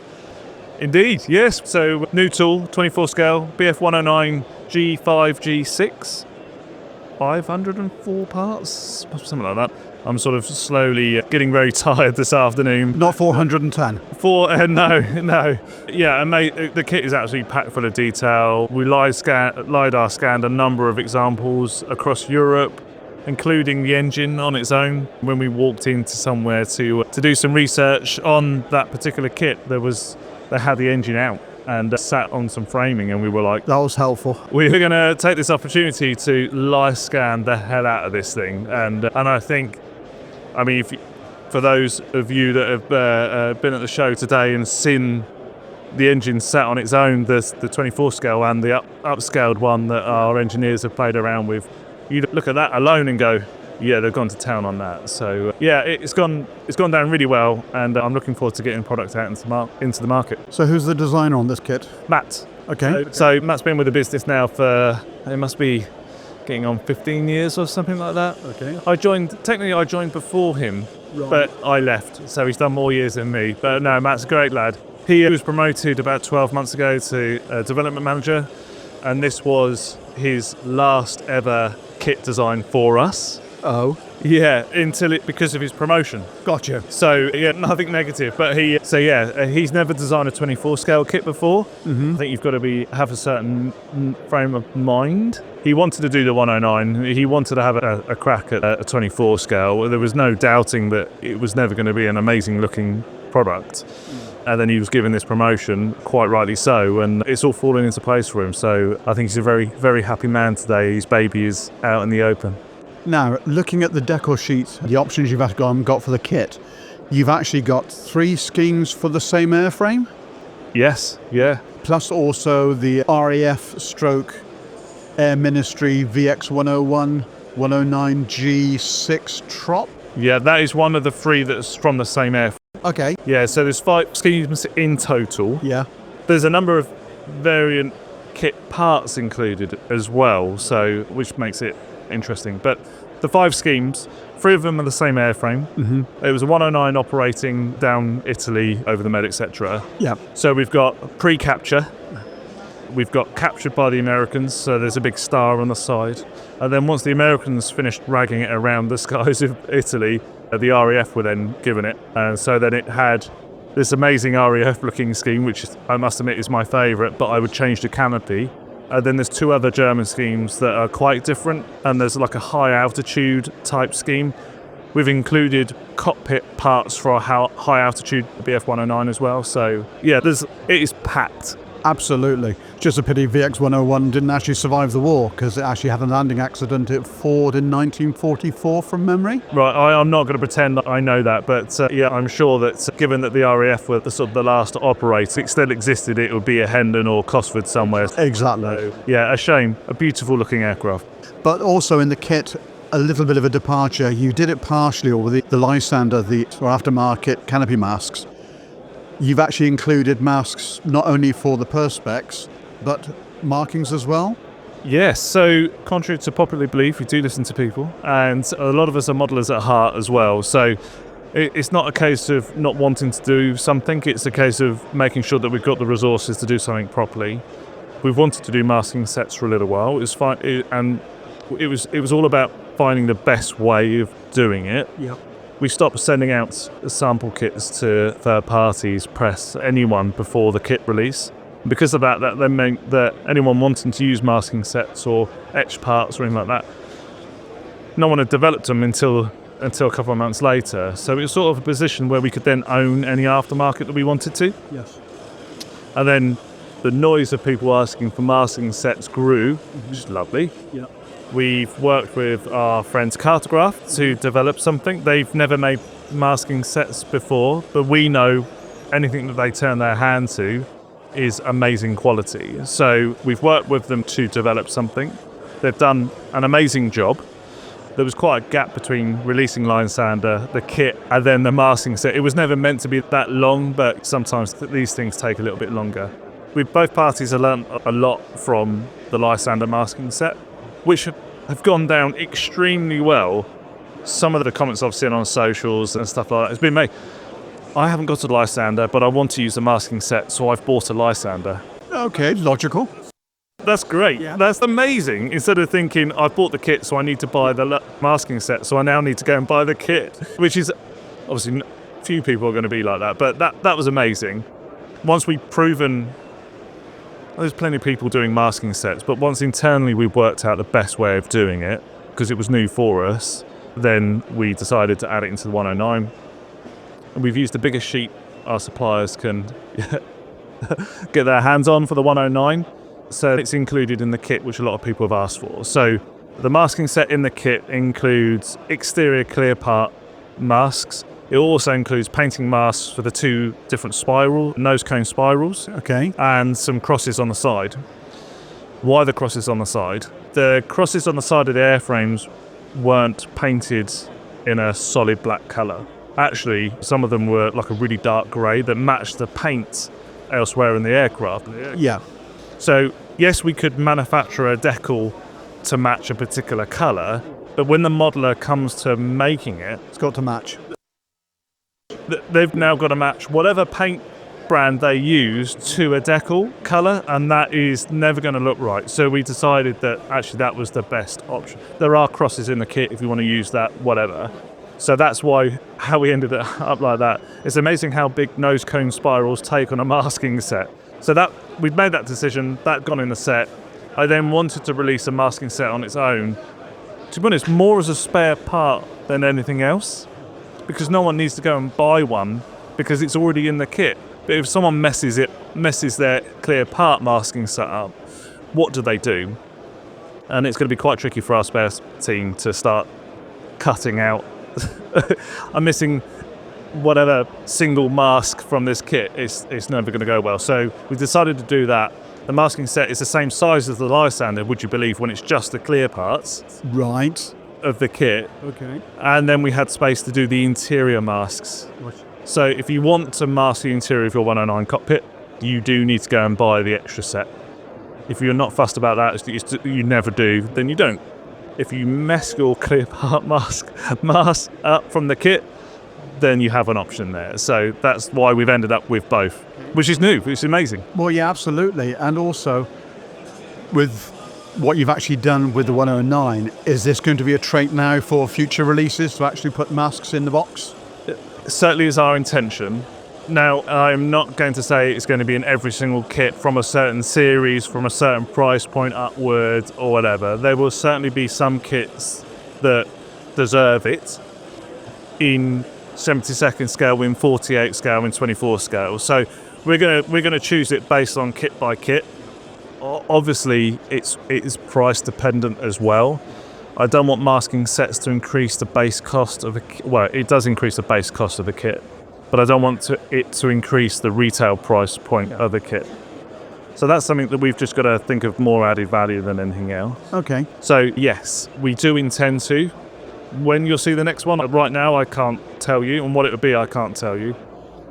Equally, the Lysander selling that on its own has proven that we can do it. Yes. And as silly as that sounds, because clearly people can do it, but it's sort of a business case that's now been proven internally. Right, okay, which ones can we now do ourselves, and rightfully so, regardless of whether any other aftermarket manufacturer have done it before. We haven't, so let's play around with it. And you have the advantage that you're supplying, I should imagine, the CAD drawing, so you've actually got the perfect fitment and cutout for the mask, compared to actually an aftermarket company that actually has to measure and perhaps doesn't quite get it there. Yeah, so we don't, Cartograph just cut the mask, they're not designing it. Yeah. We're doing all the design ourselves. Gotcha. So the CAD's not leaving the business, that's a big no-no for us.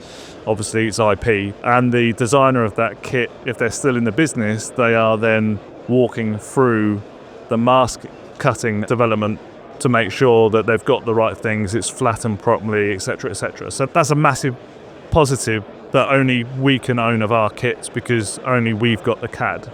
My intention is for any new masking sets that we sell individually and perhaps not in the box itself, that we release those at the same time as the kit. Yeah. So you're not having to wait months. It's not a Lysander release date, is slightly different, but the 109, the brand new 24 scale 109 here today, that will go to market, and the masking set, the secondary masking set, will be available in stock at the same time. Okay. And what is the actual in-shop date for the 109? So, we've got multiple shipments on their way over right now. We're going to wait for the second shipment to arrive in the UK before releasing any stock. So we've got the best opportunity of supplying as many customer orders as possible. We never want to let anyone down, so let's do it like that. Currently that's tracking end of November. Okay. So it's like 23rd of November. But, you know, if the wind is coming from the north instead of the south, it's going to take them a little bit longer to come up the channel. So that is still very flexible. So That gives the impression then this is coming from India? it is, yeah. Okay. Well, thank you very much for your time, Dale. Pleasure. Hopefully we can entice you to actually come on to the show and have a proper discussion about Airfix. Yeah, absolutely love to. Fantastic. Thank you very much for your time. Thanks, Brownie. Cheers.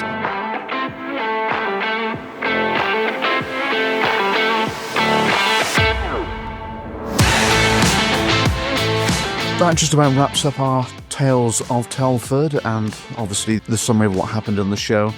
You'll obviously see lots and lots of coverage online all over the place. But one of the amusing now stories is my arrival at Telford Friday afternoon was challenging, to put it mildly. I booked with a well-known, established, and I'm not even going to actually say the name of the company, it just starts with the letter E, where I booked my hotel accommodation. Had an email 2 days before Telford to say, this is your final chance to cancel, otherwise you're going to get charged, etc., as per normal. I turn up at the hotel location to find that it had actually been bulldozed a year before and was actually now a housing estate. I rang them up and said, what are you going to do about it? Oh, we'll ring them. It's a housing estate. No, you're not getting this, are you? It doesn't exist. Oh, they didn't answer the phone. Well, that's not surprising. It's a housing estate. What are you going to do about it? Or give you a refund? Well, that's nice of you. And how about the accommodation? Oh, that's your problem to solve. And with that, they hung up. So that was really helpful. So at 3 o'clock on Friday afternoon at Telford, after booking the hotel accommodation a year ago, I had nowhere to stay. That's why you look so stressed. Yes, absolutely. So my arrival at Telford was not exactly as I planned, to put it mildly. Thankfully, I found somewhere about 7 miles out of town, but it's a case of, yes, it could only happen to me. Anyway, Paul, if you could please relay to the whole team at IPMS all the yellow shirts from the marshals that were actually walking around, the hall managers, the competition judges, absolutely everyone from whatever role they actually did at the show. Thank you very much, because without them, the event wouldn't actually go ahead. And obviously for the exec as well, and the kindness you've actually shown the pod.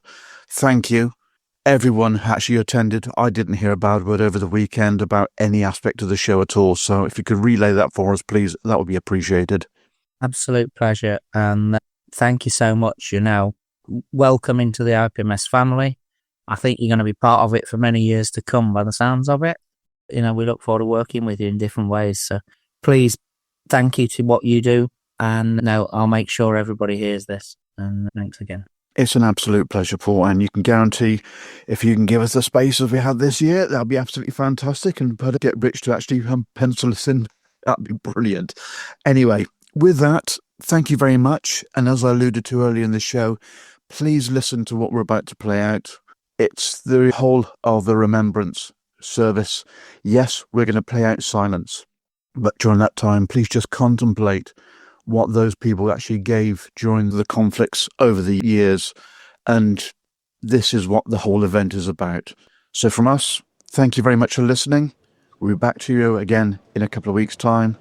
From the whole team on the show, bye-bye.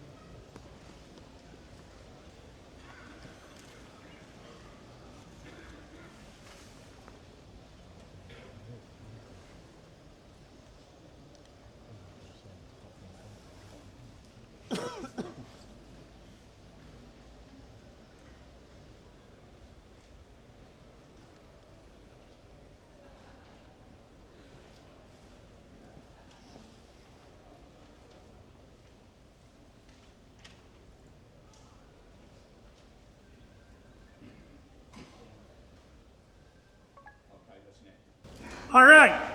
All right. Jump.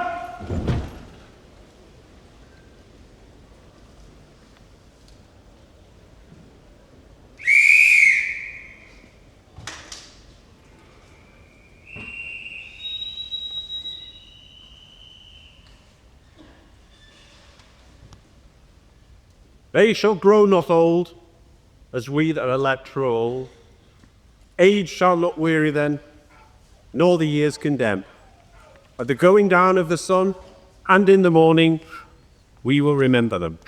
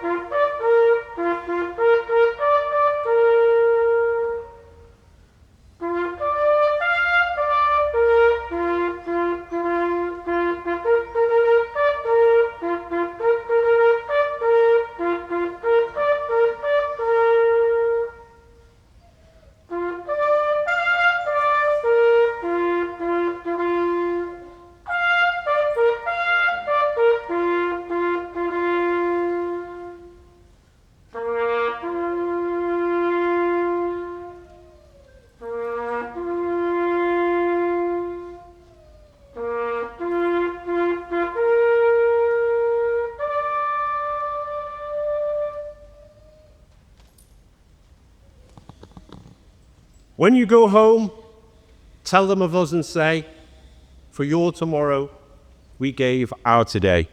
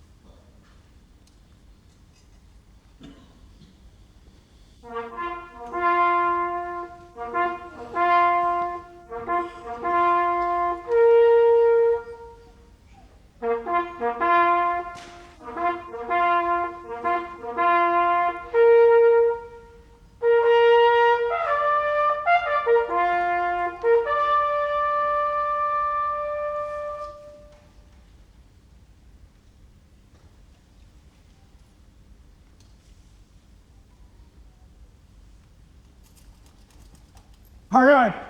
Stand out. Each. Oh, that's right.